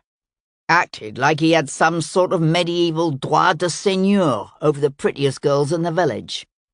Most of them lay with him, willingly enough, but he wasn't above forcing those who resisted." Sebastian studied the publican's lean, dark face. You think he could have killed them? Lowe shrugged. Somebody did. I always figured he was as likely as anyone else. What manner of man was he? Leopold Seton. Arrogant, selfish. Thought the world owed him anything and everything he ever wanted. He was a rich lord. Came into his inheritance when he was quite young. What do you suppose he was like? Sebastian sipped his ale. You wouldn't happen to recall a young gentlewoman named Lady Emily Turnstall? She was a guest at one of the Irvings' house parties back in the early 90s. The publican's mouth twisted in wry amusement. Me and the Irvings, we were never exactly on visiting terms, you know. I'm told she was rather taken with Jamie Knox. Lowe held himself very still. Ah, I think maybe I do remember the lass, though I couldn't have told you her name or even what she looked like. She wanted Jamie to let her draw his picture. And did he? He did, yes. Was she a good artist? Not bad. Nothing near as impressive as the young widow was killed last week, mind you. But not bad. Emma's artistic ability obviously hadn't come from her mother. So where had it come from, Sebastian wondered? Or had it been a gift, a talent that was uniquely her own? What's she got to do with anything? Asked Lowe. Perhaps nothing. Lowe grunted. Right. That's why you're asking about her, is it? Sebastian ran one finger up and down the side of his tankard. Why did Knox leave Ayleswick? My mother told him to go. She was afraid he was going to end up like Alex. You mean Alex Dalrymple? Aye. Who cut Dalrymple down? Lowe's hard gaze met Sebastian's and held it. He was Jenny's husband. You think we were going to leave him up there to rot? He looked around as two carters came into the public room, covered with dust from the road and calling loudly for ale. Sebastian kept his gaze on the tavern keeper. Is it true what they say, that he was conspiring with the French? True? Lowe gave a mirthless laugh. Since when did the Crown ever care about the truth of their charges? Oh, Alex was a member of the local corresponding society. He never denied that. Thought every man should have the right to vote and even run for Parliament if he wanted. That's a far cry from conspiring with the French. But a lot more dangerous when it comes right down to it, don't you think? Sebastian studied the publican's lean, handsome face. Jude Lowe would have been just 16 or so himself in those days. What part had he played in the incidents that ended with 4 men hanged, 6 transported, and Alex Dalrymple's body rotting in chains on a gibbet? When did Leopold Seton die? Asked Sebastian. Few years after they killed Alex. Why? Did Seton play a part in that? Alex's execution, I mean. Not so much. How did he die? Seton fell off his horse drunk one night, riding home from the Blue Boar. Hit his head on the side of the bridge not too far from his gatehouse. Lowe wrapped his hands around the back of his chair, his dark eyes narrowed, thoughtful. It all happened long ago. Why are you bringing it up now? Rather than answer, Sebastian said, Knox's sister, Jenny, never remarried? No. She had a boy, Nicholas, born just a few months after they hanged Alex. I think he's what kept her going at first. But the lad died when he was still a wee tyke. And when he did, it was like any joy she had left in life just drained away. Those were hard years hereabouts. Right hard. Hard and dangerous, said Sebastian. But Lowe simply shrugged one shoulder, as if for the villagers of Ayleswick, the two were one and the same.